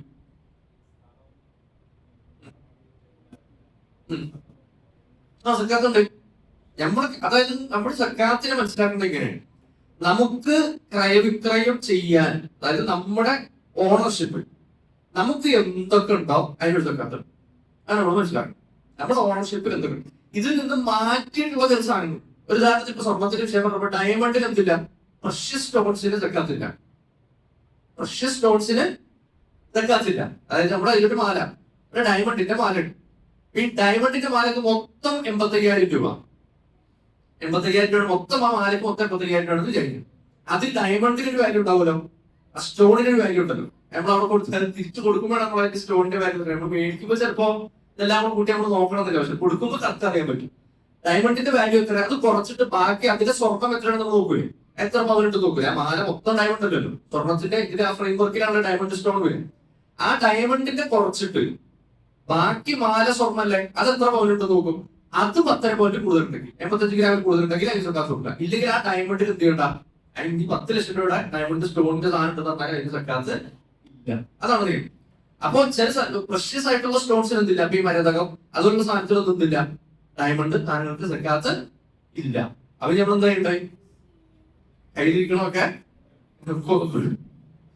അങ്ങനെ ചെയ്യുന്ന ആളുകളൊക്കെ ഉണ്ട്. നമ്മുടെ യഥാർത്ഥത്തിൽ നമ്മൾ മനസ്സിലാക്കേണ്ട ഒരു വിഷയമാണെന്ന് വെച്ചാൽ ഇത് സക്കാത്ത് എന്ന് പറയുന്ന കൺസെപ്റ്റ് എന്താണ്, നമ്മുടെ കയ്യിലിരിക്കുന്ന സമ്പത്ത് നമ്മൾ ശുദ്ധീകരിക്കാൻ. അതെന്തിനു വേണ്ടി ശുദ്ധീകരിക്കണം, എന്തിനു വേണ്ടിയിട്ടാണ്, അതിന് ബർക്കത്തുണ്ടാവാനാണ്. നമ്മുടെ കയ്യിൽ സമ്പത്ത് ഉണ്ടായിട്ട് കാര്യമില്ല. നമുക്ക് മാസം 2 ലക്ഷം രൂപ സാലറി ഉണ്ട്, 5 ലക്ഷം രൂപ സാലറി ഉണ്ട്, 1 കോടി രൂപ സാലറി ഉണ്ട്. നമുക്കത് ആസ്വദിക്കാനോ അതൊന്ന് എൻജോയ് ചെയ്യാനോ അതുകൊണ്ടൊരു യാത്ര പോകാനോ അതുകൊണ്ട് സ്വസ്ഥമായിട്ട് എവിടെയെങ്കിലും ഇരിക്കാനോ സമയമില്ലെങ്കിൽ പിന്നെ ആ സമ്പത്ത് കൊണ്ട് എന്താ കാര്യം ഉണ്ടാവും. നമുക്ക് 5 മിനിറ്റ് പോലും സമയമില്ല ഇതൊന്ന് ആസ്വദിക്കാനോ എവിടെയെങ്കിലും വീട്ടിലിരിക്കാനോ. നമ്മൾ 1 കോടി രൂപയുടെ വീടുണ്ടാക്കി ആ വീട്ടിൽ കിടന്നുറങ്ങാൻ നമ്മളില്ലെങ്കിലോ. അപ്പൊ നമുക്ക് അള്ളാഹു സമ്പത്ത് നൽകി ആ സമ്പത്തിൽ ബർക്കത്ത് ഉണ്ടാവാൻ വേണ്ടി അള്ളാഹു നിശ്ചയിച്ച ഒരു സാധനമാണത് സക്കാത്ത് എന്ന് പറഞ്ഞാൽ. അപ്പൊ അതൊരിക്കലും നമ്മുടെ സമ്പത്ത് കുറഞ്ഞു പോകരുത്. ഇപ്പൊ കുറഞ്ഞു പോയാലോ എന്ന് ഓർത്ത് ആവശ്യമില്ല. കാരണം നമ്മളിത് ആർക്കാ കൊടുക്കണം, അള്ളാന്റെ മാർഗത്തിലാണെന്ന് ഇത് ചെലവഴിക്കണം. അപ്പൊ അവിടെ നമ്മൾ ഒരിക്കലും എന്തെങ്കിലും ആവശ്യമില്ല. ഒരു ലൂപ്പ് ഹോൾ അന്വേഷിച്ചിട്ട് അത് അങ്ങനെ ആക്കിയാൽ ഇങ്ങനെ ആക്കിയാൽ അപ്പൊ ഇതിന് വേണ്ടല്ലോ അത് വേണ്ടല്ലോ എന്നുള്ള ചിന്ത നമുക്ക് ആവശ്യമില്ല. അപ്പൊ നമുക്ക് ഇപ്പൊ ചിലപ്പോ അതുണ്ടോ ഗവൺമെന്റ് ഉദ്യോഗസ്ഥരൊക്കെ ഉണ്ടാവും, അവരെ സംബന്ധിച്ചിടത്തോളം PF ഒക്കെ കിട്ടും. PF ഉണ്ടാവില്ല, PF ഉണ്ടാവും. ചിലപ്പോൾ 50 ലക്ഷം രൂപ PF ഉണ്ടെന്ന് വിചാരിക്കാം. ചിലപ്പോ റിട്ടയർ ആയി കഴിയാവുന്നതിന് മുമ്പ് PF-ന്റെ ഇത്ര ശതമാനം പൈസ എന്ത് ചെയ്യാൻ കഴിയും, നമുക്ക് ഉപയോഗിക്കാൻ കഴിയും, എടുക്കാം, വിത്ഡ്രോ ചെയ്യാനുള്ള അവസരം ഉണ്ടാവും. അപ്പൊ നമ്മൾ എന്ത് ചെയ്യണം, ആ ഒരു ഭാഗത്തിൽ മാത്രം സക്കാത്ത്. പിന്നീട് അതിന്റെ ബാക്കിയുള്ളത് പിന്നെ അടുത്ത വർഷം നമുക്ക് ഇത്ര ശതമാനം കൂടെ അത് കൈകാര്യം ചെയ്യാൻ കിട്ടും. അപ്പൊ അതിന്റെ മാത്രം സക്കാത്ത്. അപ്പൊ അങ്ങനെ ആ രൂപത്തില് നമ്മുടെ കയ്യിലുള്ളത് നമുക്ക് ക്രയവിക്രയം ചെയ്യാൻ, എനിക്ക് എടുത്ത് ഉപയോഗിക്കാൻ, കൊടുത്ത് വിറ്റ് പൈസ ആക്കാൻ, അങ്ങനെയുള്ള സാധനങ്ങൾക്ക് നമ്മൾ എന്ത് ചെയ്യണം, സക്കാത്ത്. എന്നാൽ നമ്മുടെ വീട്, എവിടെ താമസിക്കാൻ നമ്മുടെ വീട്, അതിന് സക്കാത്ത് കൊടുക്കണ്ട. നമ്മുടെ വാഹനങ്ങൾ, നമുക്ക് 5 കാറുണ്ടെന്ന് വിചാരിക്കാം, 5 കാർ നമ്മൾ ഉപയോഗിക്കുന്ന വാഹനങ്ങൾ അതിനൊക്കെ ആവശ്യമില്ല, സക്കാത്ത് കൊടുക്കാൻ ആവശ്യമില്ല. കാലത്ത് സ്വാഭാവികത്തൊക്കെ 5, 10, 100 ഒട്ടകങ്ങളൊക്കെ ഉണ്ട്. അതിനെന്ത് ചെയ്യണ്ട, വാഹനങ്ങളായിട്ട് ഉപയോഗിക്കുന്നതിനും കൃഷിക്ക് വേണ്ടി ഉപയോഗിക്കുന്നതിനും എന്ത് ചെയ്യണ്ട, സക്കാത്ത് കൊടുക്കണ്ട. എന്നാൽ ഒരാൾ ഈ ഒട്ടകത്തിനെ ബ്രീഡ് ചെയ്ത് അതിന്റെ കുട്ടികളെ, അതാണ് അതിന്റെ കച്ചവടം എന്ന് വിചാരിക്കുക. അയാൾ ആടിന്റെ മാടുകളുടെ ഇതിനൊക്കെ ബ്രീഡ് ചെയ്ത് അതിന് കുട്ടികളുണ്ടായി, അതാണ് അതിന്റെ കൃഷിയാണ്. അപ്പൊ എന്ത് ചെയ്യണം, കാര്യങ്ങൾക്ക് അതിന്റെ സക്കാത്തുണ്ട്. അപ്പൊ നമ്മുടെ ശമ്പളമാണെങ്കിലും സാലറി ആണെങ്കിലും ഇതൊക്കെ എങ്ങനെയൊരു കണക്ക് നമ്മൾ പറയാം, ഈ സ്വർണ്ണത്തിന് കണക്കാണ് 595 ഗ്രാം വെള്ളി. ക്രയവിക്രയം ചെയ്യാൻ കിടക്കുന്ന സ്ഥലമാണെന്നുണ്ടെങ്കിൽ എന്ത് ചെയ്യണം, നമ്മുടെ സക്കാത്ത് കൊടുക്കണം. അവിടെ നമ്മളിപ്പോ കൃഷി ചെയ്യാമെന്ന് വിചാരിക്കാം, കച്ചവടം എന്തിനാണ്, ഭൂമി കച്ചവടം എന്തിനാണ്,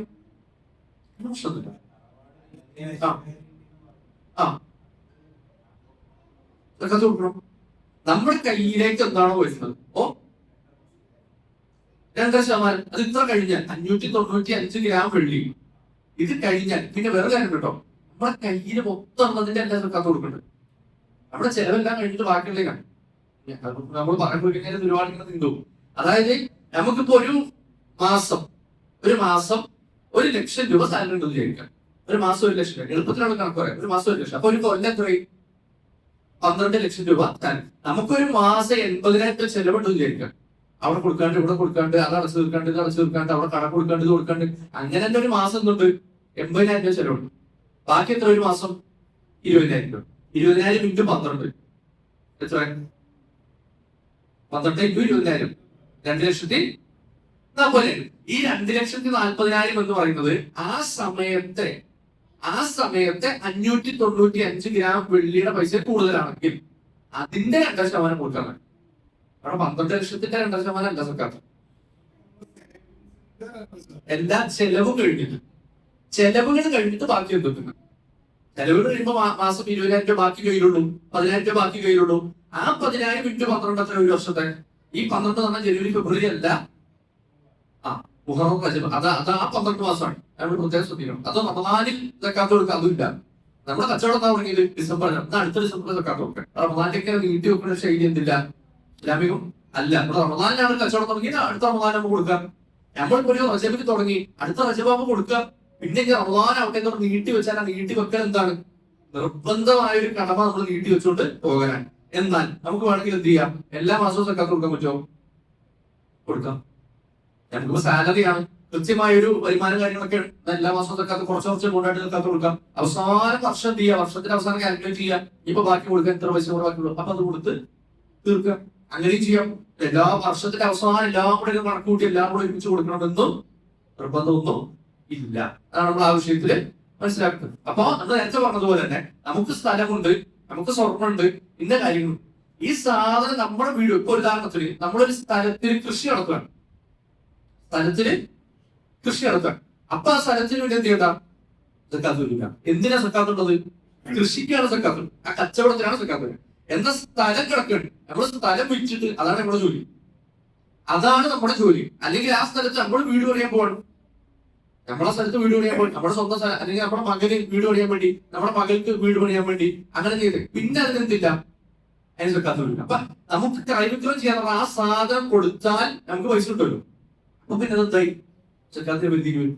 നമ്മൾ കച്ചവടം ചെയ്യുന്ന സ്ഥലം നമ്മൾ കൊടുത്ത് ഇതാക്കാൻ വേണ്ടി ഏറ്റവും നീയത്താണ്, പിന്നെ അവിടെ കച്ചവടമാണ്. അപ്പൊ ആ കച്ചവടത്തിനാണ് നമ്മള് സക്കാത്ത് കൊടുക്കുന്നത്. എന്നാൽ ഭൂമി വിറ്റാണ് നമ്മൾ ജീവിക്കുന്നത്, നമ്മൾ റിയൽ എസ്റ്റേറ്റ് ബിസിനസ് ആണ്, ഭൂമിയാണ്. അപ്പൊ പിന്നെ അതെന്തായി, അതൊരു കറൻസി ആയി. പിന്നെ അതെന്തായി, ആട് ഒട്ടകം എന്നൊക്കെ പറഞ്ഞ ഒരു സാധനമായി. പിന്നെ അതെന്ത് ചെയ്യണം, നമ്മൾ അതിന്റെ സക്കാത്ത് കൊടുക്കണം. നമ്മുടെ കടയിൽ സ്റ്റോക്ക് ഇരിക്കുന്നുണ്ട്, സക്കാത്ത് കൊടുക്കണം. ഡെഡ് സ്റ്റോക്ക് ഉണ്ട്, സക്കാത്ത് കൊടുക്കണം. വിറ്റ് പോണില്ല, എന്നാലും സക്കാത്ത് കൊടുക്കണം. കാരണം അത് വാല്യൂബിൾ ആണ്, കൊടുത്താൽ പൈസ കിട്ടുന്ന സാധനമാണ്. നിലവിൽ പോയിട്ടില്ല ഉണ്ടായില്ല. സ്റ്റോക്കിന് സക്കാത്തുണ്ട്. നമ്മുടെ സ്ഥാപനത്തില് നമ്മൾ കുറെ സാധനങ്ങൾ ഇങ്ങനെ അടിച്ച് ഇങ്ങനെ വെച്ചേക്കാണ്, ആ സാധനത്തിനൊക്കെ എന്ത് ചെയ്യണം, സക്കാത്ത് കൊടുക്കണം. സ്റ്റോക്കിനും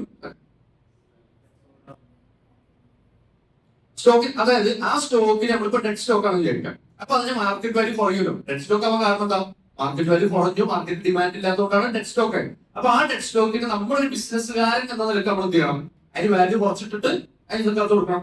അതിനിപ്പോ നിലവിലുള്ള മാർക്കറ്റ് ഇപ്പോ ചിലപ്പോ 2 കൊല്ലം മുമ്പ് ആ സാധനം ഭയങ്കര ഡിമാൻഡിൽ ഉണ്ടാവും. ഒരു ഡ്രസ്സ് നമ്മൾ ടെക്സ്റ്റൈൽസ് നടത്താമെന്ന് വിചാരിക്കാം, ഒരു പ്രത്യേക ടൈപ്പിലുള്ള ഒരു ചുരിദാറോ സാരിയോ, ആ സാധനത്തിന് ആ സമയത്ത് ഒരു 5000 രൂപ വരെ ഉണ്ട്, ഒരു പീസിന് 5000 രൂപ വരെ ഉണ്ട്.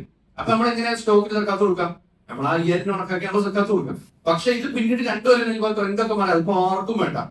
പക്ഷെ എന്നാലും നമ്മൾ എന്ത് ചെയ്തേ പറ്റുള്ളൂ, അതിന് സക്കാത്ത് കൊടുത്തേ പറ്റുള്ളൂ. പക്ഷെ ഈ 5000 രൂപ കണക്ക് ഇടേണ്ട ആവശ്യമില്ല. അത് മാർക്കറ്റിന്റെ വാല്യൂ അനുസരിച്ച് ഇപ്പൊ മാർക്കറ്റിന്റെ വാല്യൂ കുറവാണ്, അതിപ്പോ ഈ പൈസ കാര്യം എടുക്കൂല. അപ്പോ ഈ പൈസക്ക് കൊടുത്താൽ ആളുകൾ കൊടുക്കാൻ, ഈ പൈസക്കാണെങ്കിൽ ഞാൻ എടുത്തോളാം എന്നുള്ള നിലക്ക് അതിനൊരു വാല്യൂ നമ്മൾ ഇടും. അതൊരു ബിസിനസ്സുകാരൻ എന്ന നിലക്ക് 2% മൊത്തം വാല്യൂ മൊത്തത്തിൽ നോക്കാം. ഇനി അതും ഈ പറഞ്ഞ പോലെ തന്നെ എപ്പോഴും നമ്മൾ ഈ 2% കണക്കാക്കുമ്പോ എല്ലാ ചെലവുകളും കഴിഞ്ഞിട്ട് അവിടുത്തെ ചെലവിന്റെ കാര്യം പറയുമ്പോൾ തന്നെ നമ്മുടെ അമിതമായ ചെലവുകൾ എന്ത് ചെയ്യരുത്, നമ്മൾ ഇതിന്റെ അകത്തേക്ക് പരമാവധി കൊണ്ടുവരാതിരിക്കും. ഒരു പുറത്തു പോയി നമ്മൾ ഭക്ഷണം കഴിച്ചു 2000 രൂപ ഭക്ഷണം, അതും ഈ സർക്കാരിൽ കുറക്കാൻ വേണ്ടി വെറുതെ റിസ്ക് എടുത്ത് ഭക്ഷണം എടുത്ത് പണി മേടിക്കും. പിന്നെ നമ്മുടെ ചെലവ് എന്നുകൊണ്ട് ഉദ്ദേശിക്കുന്നത് നമ്മളിപ്പോ വാടക വീട്ടാണെങ്കിൽ വാടക, അതൊക്കെ നമ്മുടെ വാഹനം, അതിന് ഡീസൽ അടിക്കാണ്, അതൊക്കെ ഒരു ചെലവാണ്. നമ്മുടെ ആവശ്യങ്ങളാണ്. നമ്മുടെ പച്ചക്കറി മേടിക്കുക, അതുപോലത്തെ കാര്യങ്ങളൊക്കെ നമ്മുടെ ആവശ്യങ്ങളാണ്. അനാവശ്യങ്ങൾ നമ്മളിപ്പോൾ ടൂർ പോവാണ്, 10-30,000 രൂപ മുടക്കിയിട്ട് നമ്മൾ ടൂർ പോയി, ആ പൈസ ഒക്കെ നമ്മുടെ അടിസ്ഥാന ചെലവിലേക്ക് മാറ്റിയിട്ട് അതിലൊന്നും സക്കാത്ത് ഇല്ല എന്നുള്ള നിലയ്ക്ക് നമ്മൾ എന്ത് ചെയ്യരുത്, ആ വിഷയത്തിലൊന്നും നരകത്തിന്റെ കളിയാണ്. ആ വിഷയത്തിലൊന്നും നമ്മൾ ആ രൂപത്തിലുള്ള റിസ്കുകളും കാര്യങ്ങളും എടുക്കില്ല. അടിസ്ഥാനപരമായി നമ്മുടെ ചെലവുകൾ ഒഴിച്ച് ബാക്കി, അതുകൊണ്ടാണ് നമ്മൾ അടിസ്ഥാനമായി ചെലവഴിച്ച് ബാക്കിയുള്ളതുകൊണ്ടാണല്ലോ നമ്മൾ ടൂർ പോയത്. അപ്പൊ ആ ബാക്കിയുള്ളത് എന്തിന്റെ അർഹനാണ്, നമ്മൾ സക്കാത്ത് കൊടുക്കേണ്ട പൈസയാണ്. എന്ത് ചെയ്യണം, നമ്മള് പഠിച്ചു. നമ്മുടെ ഏകദേശം ടൈം നമുക്ക് തീരാറായി. അപ്പോ നമ്മൾ പറഞ്ഞത് അതിനുവേണ്ടി പണിയെടുക്കുന്ന ആളുകൾ, ഒരു പൊതു സംവിധാനത്തിലോ ഇസ്ലാമിന്റെ ഗവൺമെന്റിന്റെ കീഴിലോ ഇത് അന്വേഷിച്ചിറങ്ങാനും അത് ചോദിക്കാനും എടുക്കാനും അതിനുവേണ്ടി നടക്കുന്ന ആളുകൾ, അതിനെന്തുണ്ട് സക്കാത്ത് അവർ അതിനുവേണ്ടി അർഹരാണ്. കാരണം എന്താ, അവരൊരു ഫുൾ ടൈം ജോബാണ്, അവരുടെ പണി കഴിഞ്ഞാലേ നടക്കുള്ളൂ. അല്ലാതെ വെറുതെ നമ്മൾ പറഞ്ഞ പോലെ തന്നെ 4 പേര് പള്ളിക്ക് വട്ടം കൂടി അപേക്ഷ നോക്കി ഇവർക്ക് കൊടുക്കുക എന്ന് പറയുന്ന സെറ്റപ്പ് അതല്ല നമ്മൾ മനസ്സിലാക്കും. ഇനി കൊലൂബും നമ്മൾ പഠിച്ചിരിക്കേണ്ട സാധനം മുഅല്ലഫത്തി ഖുലൂബുഹും. മുഅല്ലഫത്തി ഖുലൂബുഹും എന്നതിൽ 3 വിഭാഗം ആളുകളുണ്ട്. നമ്മുടെ ബുക്കിലതുണ്ട്. ആ 3 പോയിന്റുകൾ അതുപോലെ തന്നെ എഴുതിയിട്ടുള്ളതേ ഉള്ളൂ. ഏതൊക്കെയാണ്? 1, ഇസ്ലാമിനോട് താല്പര്യം, മുസ്ലിം അല്ല, മുസ്ലിം അല്ല, ഇസ്ലാമിനോട് താല്പര്യവും ഇസ്ലാമിനെ പറ്റി പഠിക്കാനും ഇസ്ലാമൊക്കെ ഇഷ്ടപ്പെട്ട് ഇസ്ലാമിനെ പറ്റി പഠിച്ചുകൊണ്ടൊക്കെ ഇരിക്കുന്ന ആളുകൾ, അവർ പ്രയാസപ്പെടുന്ന ആളുകളാണ് എന്ത് ചെയ്യുക, അവർ സക്കാത്തിന് അർഹരാണ്. 2ാമതൊരു വിഭാഗം ഉപദ്രവം തടയാൻ, ഇസ്ലാമിന്റെ ശത്രുവാണ്, അങ്ങനെ ചെയ്തു. തഫ്സീർ ഖബരിയില് ഈ ആയത്തിന്റെ തന്നെ തഫ്സീറിൽ നമുക്ക് എന്ത് ചെയ്യാൻ സാധിക്കും, ഈ പറഞ്ഞ മുഅല്ലഫത്തി ഖുലൂബിന്റെ അകത്ത് ഉപദ്രവങ്ങൾ അത്ര ഇസ്ലാമിനെ നിരന്തരമായിക്കൊണ്ട് പ്രയാസപ്പെടുത്തിക്കൊണ്ടേ മുസ്ലിങ്ങളെ ജീവിക്കാൻ അനുവദിക്കാത്ത അവസരങ്ങളിൽ എന്ത് ചെയ്യാം, മുസ്ലിങ്ങൾക്ക് ജീവിക്കാനുള്ള ഒരു സംരക്ഷണം എന്ന നിലയ്ക്ക് അവർക്ക് എന്ത് ചെയ്യാം, സക്കാത്ത് ആ ആളുകൾ ഇസ്ലാമിനെ ഉപദ്രവിച്ചുകൊണ്ടിരിക്കുന്ന പ്രയാസപ്പെടുത്തും, മുസ്ലിങ്ങളിൽ ജീവിക്കാൻ പറ്റാത്ത അവസ്ഥ. അല്ലെങ്കിൽ യൂട്യൂബിൽ ഇരുന്നിട്ട് ഇസ്ലാമിനെ തെളിവ് പറഞ്ഞ ആളുകളല്ല ഉദ്ദേശിക്കും. അവർക്കൊക്കെ സക്കാത്ത് കൊടുത്ത് പൈസ കൊടുത്ത് നൈസായിട്ട് ഒതുക്കാം, അതല്ല ഉദ്ദേശിച്ചത്. പിന്നെ മുസ്ലിങ്ങളെ ജീവിക്കാൻ അനുവദിക്കാതെ അവരിപ്പോ അടിമകൾ ഉണ്ടാവും. മുസ്ലിങ്ങളായ അടിമകൾ അവർക്ക് അന്നത്തെ കാലം കാലത്ത് മുസ്ലിങ്ങളായ അടിമകൾ മുശ്രിക്കുകളായ ആളുകളുടെ വീട്ടിലുണ്ടായി. ഇപ്പൊ ബിലാൽ റളിയല്ലാഹു ഖബ്ബാബ് റളിയല്ലാഹു ഒക്കെ അടിമകളായിരുന്നു. അപ്പൊ അങ്ങനെയുള്ള ആളുകൾ ഇസ്ലാമിനെ പ്രയാസപ്പെടുത്തുകയും ഇസ്ലാമിനെ പരസ്യമായി എപ്പോഴും ഈ രൂപത്തിൽ ബുദ്ധിമുട്ടിച്ചുകൊണ്ടിരിക്കുന്ന മുസ്ലിങ്ങൾ മുതൽ ആ ഒരു അവസ്ഥയിൽ എന്ത് ചെയ്യാം, ശത്രുക്കളായ ആളുകൾക്ക് എന്ത് ചെയ്യാം, സക്കാത്തിന്റെ പൈസ കൊടുക്കാം. എന്ത് ചെയ്യാൻ വേണ്ടിയിട്ട്, ഈ ഉപദ്രവങ്ങളിൽ നിന്ന് മുസ്ലിങ്ങളെ രക്ഷിക്കാൻ. അഥവാ ഒരാൾ ഭരണാധികാരി ആവണം, അല്ലെങ്കിൽ സമൂഹത്തിന് സ്വാധീനമൊക്കെ ഉള്ള ഒരാൾ. നമ്മൾ ഇങ്ങനെ ചിന്തിച്ചാൽ നബിയുടെ കാലത്ത് മുസ്ലിങ്ങളായ ആളുകൾ ഒരുപാട് അടിമകളായിട്ടുള്ള ആളുകളുണ്ടായിരുന്നു, ദഈഫായ ആളുകളുണ്ടായിരുന്നു. അഥവാ അമുസ്ലിങ്ങളുമായി കച്ചവടം ചെയ്തിരുന്നു, പാർട്ട്ണർഷിപ്പ് ബിസിനസ് കാര്യങ്ങളൊക്കെ ചെയ്തു. ഇസ്ലാം സ്വീകരിച്ചതിന്റെ പേരിൽ ഇവരെ പീഡിപ്പിക്കുകയും പ്രയാസപ്പെടുത്തുകയും തല്ലുകയും ഇങ്ങനെ ഈ രൂപത്തിലൊക്കെ ആളുകളുടെ ഇടയിൽ ഇസ്ലാമിനെ ഇങ്ങനെ ഈ രൂപത്തിൽ മോശപ്പെടുത്തി ഞാൻ മുസ്ലിങ്ങൾ നിൽക്കാണ്. അപ്പൊ ആ സമയത്ത് എന്ത് ചെയ്യും, ഇസ്ലാമിനെ ചീത്ത പറഞ്ഞു അവർക്ക് മാനസികമായി പ്രയാസം ഉണ്ടാക്കി, ശാരീരികമായിട്ടും പ്രയാസം.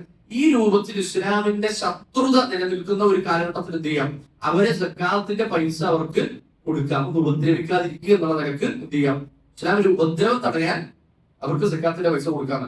അത് എന്താണ് അതിന്റെ ഗുണം? എന്താ, അവര് നാളെ ഇസ്ലാം സ്വീകരിക്കാൻ വേണ്ടിയില്ല, പൈസ ഒക്കെ കൊടുത്തിട്ട് ഇതൊക്കെയാണ് ഇസ്ലാം, കുറച്ച് പൈസ ഒക്കെ ഇസ്ലാമിലേക്ക് വന്നിട്ടോ, കുറച്ച് മെമ്പർഷിപ്പ് കുറച്ച് കൂട്ടാനുണ്ട്, അതല്ല ഉദ്ദേശം. പിന്നെ ഈ ഉപദ്രവത്തിൽ നിന്ന് എന്ത് ചെയ്യാം, ഒന്ന് ഫ്രീ ആക്കി വിടുക, ഞങ്ങൾ ഉപദ്രവിക്കരുത്, മുസ്ലിങ്ങളെ ജീവിക്കാൻ അനുവദിക്കണം എന്നുള്ള നിലക്ക്. അതാണ് ആ ഉപദ്രവം തടയുന്നതുകൊണ്ട് ഉദ്ദേശിച്ചത്. അവർക്ക് ആരാണോ ആ ഉപദ്രവിക്കണം, ആ വ്യക്തി ആരാണോ അവർക്ക് അവിടെ ബുദ്ധിമുട്ടുണ്ട്. അതിനെപ്പറ്റി വേണമെങ്കിൽ നമുക്ക് എന്ത് ചെയ്യാം, കൂടുതൽ നോക്കിയിട്ട്. പിന്നെ കഴിഞ്ഞ ക്ലാസ്സിൽ നമ്മൾ പറഞ്ഞു വെച്ചൊരു സാധനമുണ്ട്, നമ്മൾ സുജൂദില് പ്രാർത്ഥിക്കേണ്ട ചോദിച്ച ആളും പറഞ്ഞ ആളും ആരും വിളിച്ചിട്ടുണ്ട്. സുജൂദിൽ നമുക്ക് എന്ത് ചെയ്യാം, ഫർദ് നമസ്കാരത്തിന്റെ സുജൂദിൽ നമുക്ക് എന്ത് ചെയ്യാം, പ്രാർത്ഥിക്കാം. ആകെ അഭിപ്രായ വ്യത്യാസമുള്ള വിഷയം എവിടെയാ, അറബിയിൽ പ്രാർത്ഥിക്കാവോ അറബി അല്ലാത്ത ഭാഷയിൽ പ്രാർത്ഥിക്കാവോ, ഇത് മാത്രം വ്യത്യാസം. ഇപ്പൊ സുജൂദ് എന്ന് പറഞ്ഞാൽ നബിസ്വല്ലല്ലാഹു പറഞ്ഞത് അല്ലാഹുവിനോട് നിങ്ങൾ ഏറ്റവും അടുത്തുള്ളത് നിങ്ങൾക്ക് ചോദിക്കാനുള്ളതൊക്കെ സുജൂദിൽ ചോദിക്കണം. അതിൽ നിന്ന് ഫർദ് നമസ്കാരം ഒഴിവാണെന്നില്ല, പ്രത്യേകം റൂളിംഗ് നമസ്കാരമൊന്നുമില്ല. അവിടെ ഫർദ് നമസ്കാരത്തിലാണ് ഏറ്റവും ശ്രേഷ്ഠമായ നമസ്കാരം, അതാണ് ഏറ്റവും അഫ്ളലായ സമയം സുജൂദിൽ. ആ സമയത്ത് നമുക്ക് സുബ്ഹാന റബ്ബിയൽ അഅല എന്നൊരു പ്രാവശ്യം പറഞ്ഞാൽ തന്നെ എന്തായി, അതിലെ വാജിബ്, നമസ്കാരത്തിന്റെ ഷർത്തുകളും വാജിബുകളും റുക്കൂനൊക്കെ പറയണേ, അത് കഴിഞ്ഞു.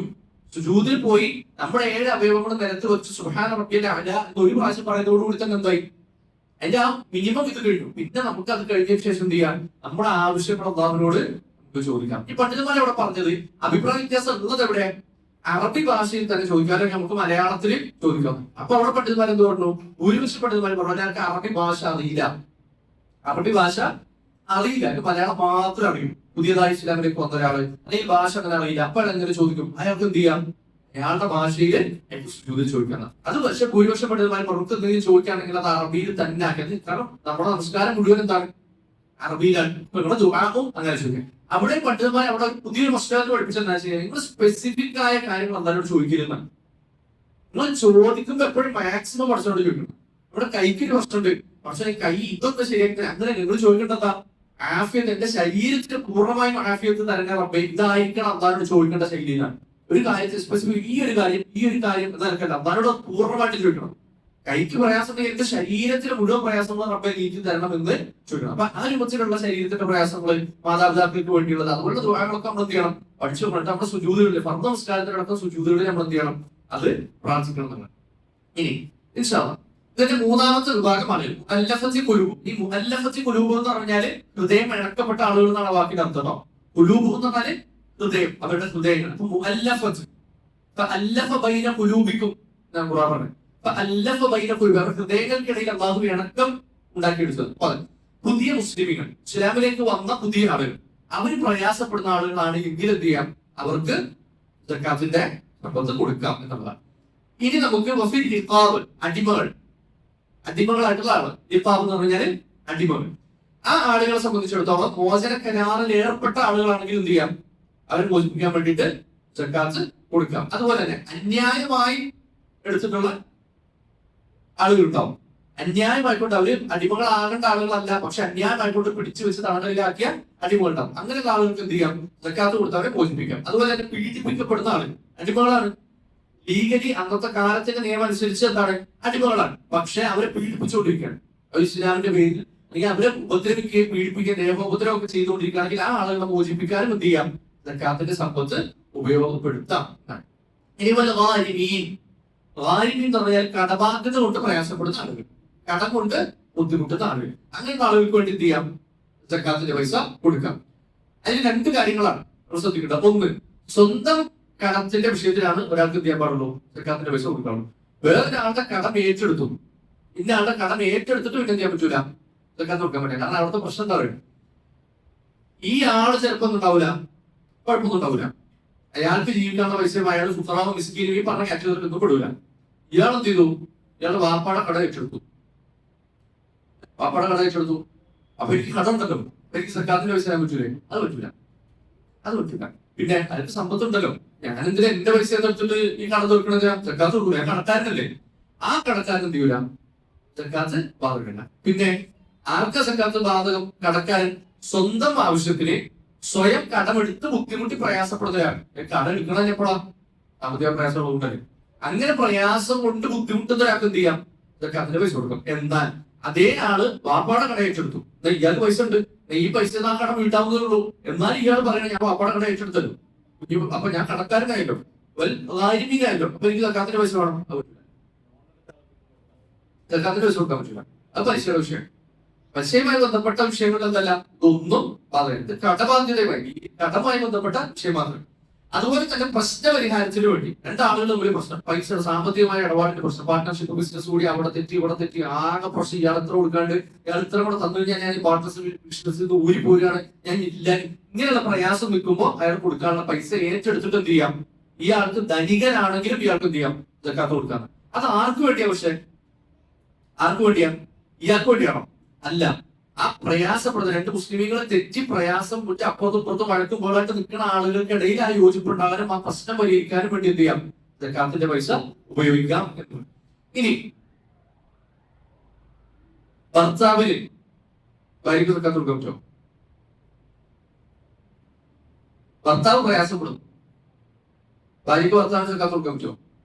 അങ്ങനെ അവസ്ഥ വിടില്ലല്ലോ. കാരണം അവിടെ കയ്യിൽ ഇതൊക്കെ നമ്മള് മേടിച്ച് ഇവിടെ വിറ്റ് തൊലച്ചത് ഇനി അവിടെ എന്താ തിരിച്ച് അല്ലെ? നബിസ്വല്ലാസിനോട് കാലത്തായാലും തിരിച്ചു വരും. സ്ത്രീകളുടെ കയ്യിൽ ഉണ്ടായിരുന്നൊക്കെ അവരുടെ കയ്യിൽ തന്നെയായിരുന്നു. ഭർത്താവ് പ്രയാസപ്പെടുന്ന അവസ്ഥ ഉണ്ടായിരുന്നു എന്നാണ്. അത് ഏത് സ്വഹാബിയാണെന്ന് നമ്മൾ എന്ത് ചെയ്യണം? ഓവർ കണ്ടുപിടിച്ചിട്ട് വരണം, അതീത് കണ്ടുപിടിച്ചിട്ട് വരണം. ഏത് സ്വഹാബിയാണ് ഇങ്ങനെ പ്രയാസം ഉണ്ടായിരുന്നപ്പോൾ നബിസ്വല്ലാസിനോട് എടുക്കൽ വന്നു. എന്നിട്ട് ആ സ്ത്രീ ചോദിച്ചു, എനിക്ക് എന്റെ ഭർത്താവിന് സക്കാത്ത് കൊടുക്കാൻ കഴിയുമോ എന്ന് ചോദിച്ചു. എനിക്ക് എന്റെ ഭർത്താവിന് സക്കാത്ത് കൊടുക്കാൻ കഴിയുമോ എന്ന് ചോദിച്ചു. നബിസ്വല്ലാസിനോട് പറഞ്ഞത് കൊടുക്കാം എന്നുള്ളത്. അത് ഏത് സ്വഹാബിയെ പറ്റിയാണെന്നുള്ളത് നമ്മൾ എന്ത് ചെയ്യണം? ഹദീസിൽ നമ്മൾ നോക്കിയിട്ട് വരണം. അപ്പൊ എന്ത് ചെയ്യാം? ഭർത്താവിന് സക്കാത്ത് കൊടുക്കും, ഭാര്യയ്ക്ക് സക്കാത്ത് കൊടുക്കാൻ പറ്റുമോ? പറ്റൂല. പിന്നെ അത് കാരണം എന്താ? ഭാര്യയുടെ മേൽ ചെലവഴിക്കൽ ഭർത്താവിന് നിർബന്ധമാണ്. പിന്നെ സക്കാത്താവൂല. അഥവാ നമ്മളിപ്പോ സക്കാത്ത് കൊടുക്കാണ്ട് 30,000 രൂപ എന്ത് ചെയ്യാണ്ട് സക്കാത്ത് കൊടുക്കാനുണ്ട്. ഇപ്പൊ എന്റെ ഭാര്യക്ക് ഒന്നുമില്ല, ഫക്കീറാണ്, 30,000 രൂപ ഭാര്യക്ക് കൊടുക്കാം. എന്നിട്ട് എന്ത് ചെയ്യാം? ഒരു ലിസ്റ്റും പുറകെ കൊടുക്കുക, പച്ചക്കറി അച്ചത് പറിച്ചത്. അത് പറ്റൂല. പിന്നെ കാരണം എന്താ? ഭാര്യക്കൊന്നും ഇല്ല എന്ന് പറയുന്നതിന്റെ അർത്ഥം തന്നെ എന്താ? ഇത് ഏറ്റെടുത്തത് ഭർത്താവാണ്. ഭർത്താവിന്റെ ഉത്തരവാദിത്വത്തിലാണ് ആരും അത് ഭാര്യയാണ്. അപ്പൊ അതുകൊണ്ട് ആ ഭാര്യയുടെ മേൽ ചെലവഴിക്കൽ നിർബന്ധമാണ്. അപ്പൊ പിന്നെ എന്ത് ചെയ്യാൻ പറ്റൂല? പിന്നെ അത് സക്കാത്തിന്റെ പരിഗണിക്കുക. എന്നാൽ ഭർത്താവിന്റെ മേൽ ചെലവഴിക്കൽ ഭാര്യക്ക് എന്തല്ല? നിർബന്ധമല്ല. അപ്പൊ പിന്നെ സക്കാത്താവൂത്. സ്വന്തം പിതാവിന്റെ മേൽ ചെലവഴിക്കൽ സക്കാത്തിന്റെ പൈസ കൊണ്ടാ പറ്റുമോ? പറ്റൂല. കാരണം എന്താ? മാതാവിനെയും പിതാവിനെയും പരിപാലിക്കേണ്ട ആരുടെ ബാധ്യത? മക്കളുടെ ബാധ്യത. അപ്പൊ അങ്ങനെ ബാധ്യത ഉണ്ടെങ്കിൽ പിന്നെ എന്ത് ചെയ്യൂല? അതിനനുസരിച്ച് സക്കാത്തിന്റെ പൈസ അവിടെ കൊണ്ടിട്ട് അത് പറ്റൂല. പിന്നെ പ്രയാസം, എന്റെ വാപ്പക്ക് ജോലിയൊന്നുമില്ല, എന്റെ വാപ്പ പ്രയാസത്തിലാണ്, എന്റെ വാപ്പക്ക് ജോലി മറ്റേ സാമ്പത്തികമായിട്ടൊന്നുമില്ല, ഞാൻ മാത്രം നോക്കാനുള്ളൂ, അപ്പൊ വാപ്പക്കൊന്നുമില്ല, അപ്പൊ വാപ്പ ഫക്കീറാണ്, പിന്നെ മറ്റേ സക്കാത്തിന്റെ പൈസ ഈ മാസത്തെ 5,000 രൂപ വാപ്പക്ക്, അത് പറ്റൂ. നമ്മൾ ചെലവഴിക്കൽ ആരുടെയൊക്കെ മേൽ ബാധ്യതയാണോ അവിടെ ഒന്നും വരുന്നില്ല, സക്കാത്ത് കൊടുത്തിട്ട് അത് വീട്ടാൻ പറ്റൂല. പിന്നെ അതൊക്കെ നമ്മൾ നമ്മുടെ സമ്പത്തിൽ നിന്ന് തന്നെ കൊടുക്കണം. എന്നാൽ കൊടുക്കാൻ നിർബന്ധമല്ലാത്ത ആളുകൾ അവർക്ക് എന്ത് ചെയ്യാം? സക്കാത്തിന്റെ പൈസ, നമ്മുടെ സക്കാത്തിന്റെ പൈസ അവർക്ക് കൊടുക്കാം. അതാണ് കടവുമായി ബന്ധപ്പെട്ട വിഷയത്തില് നമ്മൾ ഓർത്തിരിക്കുന്നത്. അഥവാ വഴി യാത്രക്കാരൻ, പ്രയാസപ്പെടുന്ന ആളുകൾ, ഏതെങ്കിലും വഴിയിൽ ദൂരെ യാത്രയിൽ പ്രയാസപ്പെട്ട് എവിടെയെങ്കിലും ഒക്കെ കുടുങ്ങി കിടന്ന് യാത്ര ചെയ്യാനും ഭക്ഷണം കഴിക്കാനൊന്നും പൈസ ഇല്ലാത്ത ആളുകൾക്ക് ആ ഒരു സ്ഥലത്തെ സക്കാത്തിന്റെ ബൈത്തുൽ മാലിൽ നിന്ന് സക്കാത്തിന്റെ പൈസ എന്ത് ചെയ്യാം, അവർക്ക് കൊടുക്കാം എന്നുള്ളതാണ്. പക്ഷെ ഇപ്പൊ ഈ ഒരു കാലഘട്ടത്തില് ഇതിന് കുറച്ച് പ്രസക്തി കുറഞ്ഞിട്ടുണ്ട് എന്നുള്ളതാണ് എന്ത് ചെയ്യണം പണ്ഡിതന്മാർ പറയുന്നത്. കാരണം ഇപ്പൊ ഇന്നത്തെ കാലത്ത് ഗൂഗിൾ പേ ഉണ്ട്, ഫോൺ സംവിധാനങ്ങൾ, നമ്മുടെ എവിടെയെങ്കിലും പോയി കുടുങ്ങി കിടന്നാലും നമ്മുടെ വീട്ടിൽ വിളിക്കാനും ഫോൺ വിളിച്ച് പറയാനും മറ്റേ ഗൂഗിൾ പേ ചെയ്യാനും ഓൺലൈൻ സംവിധാനങ്ങളൊക്കെ ഉള്ള ഒരു സമയത്ത് എന്താണ് ഇതിന് ആ ഒരു പ്രസക്തി. എന്നാൽ നമ്മുടെ മൊബൈൽ നഷ്ടപ്പെട്ടു, നമുക്ക് വിളിക്കാനാവില്ല. പക്ഷെ എന്നാലും ആ സമയത്ത് ഒരാളുടെ മൊബൈൽ നമ്പറൊക്കെ പറഞ്ഞ് ഇതുപോലെ ട്രാൻസാക്ഷൻ കാര്യങ്ങളൊക്കെ ചെയ്യാനുള്ള സംവിധാനങ്ങളൊക്കെ ഉണ്ട്. എന്നാൽ ആ ഒരു കാലഘട്ടത്തിൽ ഇങ്ങനെ ആശയവിനിമയങ്ങളൊന്നും ഇല്ലാതിരുന്ന ഒരു കാലഘട്ടത്തിൽ ഒരു യാത്രയിൽ പോയി എവിടെയെങ്കിലും പെട്ട് കിടന്നാൽ ഇയാൾ ഏത് നാട്ടുകാരൻ, എവിടെ നിന്നൊന്നും അറിയാം, എങ്ങനെ തിരിച്ച് നാട്ടിലെത്തും, ഇതൊന്നും അറിയാത്തൊരു സമയത്ത് എന്താണ് ആ നാട്ടിലെ പള്ളിയിലോ എവിടെയൊക്കെ ചെന്ന് ബൈത്തുൽ മാലിൽ നിന്ന് സക്കാത്തിന്റെ പൈസ കൊണ്ടായിരിക്കും യാത്ര ചെയ്യാനും എടുക്കലൊക്കെ എന്താണ് അനുവദില്ല. അപ്പൊ അവിടെ സക്കാത്ത് എന്ത് ചെയ്യാം, അയാൾക്ക് കൊടുക്കാം എന്നുള്ളതാണ്. അപ്പൊ അതാണ് ഇത്രയും വിഷയത്തിൽ നമ്മള് മനസ്സിലാക്കേണ്ടത്. വ്യക്തിപരമായിട്ടും കൊടുക്കാം, കമ്മിറ്റിക്കും കൊടുക്കാം. രണ്ട് രൂപത്തിലും സക്കാത്ത് നടത്താം. അതിൽ കൂടുതൽ പ്രോത്സാഹിപ്പിക്കപ്പെട്ട ഒരു വിഷയമാണ് ഒരു പൊതു സംവിധാനത്തിലേക്ക് കൊടുത്തിട്ട് അത് ചെയ്യാറുണ്ട്. കാരണം സക്കാത്തിന്റെ ഒരു ഐഡിയോളജി നമ്മൾ അവസാനിപ്പിക്കട്ടോ, ഒരുപാട് ചോദിച്ചത്. സക്കാത്തിന്റെ ഒരു ഐഡിയ എന്ന് പറഞ്ഞാൽ എന്താണ്? ഇപ്പൊ ഉമർ സത്താബിന്റെ കാലത്ത് ബൈത്തുൽ മാലിന്റെ സമ്പത്ത് കൂടി കിടന്നതാണ്, മേടിക്കാനാവില്ല. കാരണം എന്താ? കാരണം എല്ലാവരുടെയും കയ്യിൽ എന്താണ് ഈ പറഞ്ഞ പോലെ മിസ്കീൻ എന്ന് പറഞ്ഞ കാറ്റഗറി അവിടെ ഇല്ല.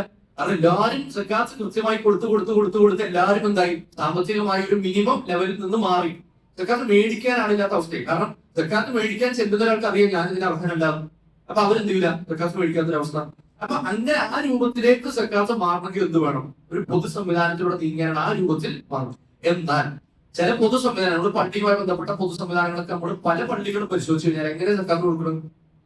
കുറെ ആളുകൾ അപേക്ഷ ഒരു 10 അപേക്ഷ ഉണ്ടാവും. നമുക്ക് കുറെ ഒരു 2 ലക്ഷം രൂപ കിട്ടിയിട്ടുണ്ടാവും. കുറെ ആൾക്കാരെ അപേക്ഷ. ഈ അപേക്ഷയിൽ ആർക്കൊക്കെ കൊടുക്കാം എന്ന് മാത്രമാണ് എന്ത് ചെയ്യാം. അങ്ങനെയുള്ള അവസരങ്ങളിൽ നമ്മൾ ഹിക്മത്ത് പ്രയോഗിക്കാം. നമുക്കറിയാം, നേരിട്ടിന്റെ ആളുകളെ അറിയാം, അവർ പ്രയാസപ്പെടുന്ന ആളുകളാണ് എങ്കിൽ നമുക്ക് എന്ത് ചെയ്യാം, അവർക്ക് നേരിട്ട് കൊടുക്കാം. എന്നാൽ ഈ പൊതു സംവിധാനങ്ങൾ നല്ല രൂപത്തിലാണെങ്കിൽ അവരന്വേഷിക്കാനും അപേക്ഷ വെച്ചു, ശരി ഈ 10 പേരെ അപേക്ഷ വെച്ചു, എന്നാൽ ഈ അപേക്ഷ വെക്കാത്ത ആളുകൾ ഉണ്ടാവില്ലേ?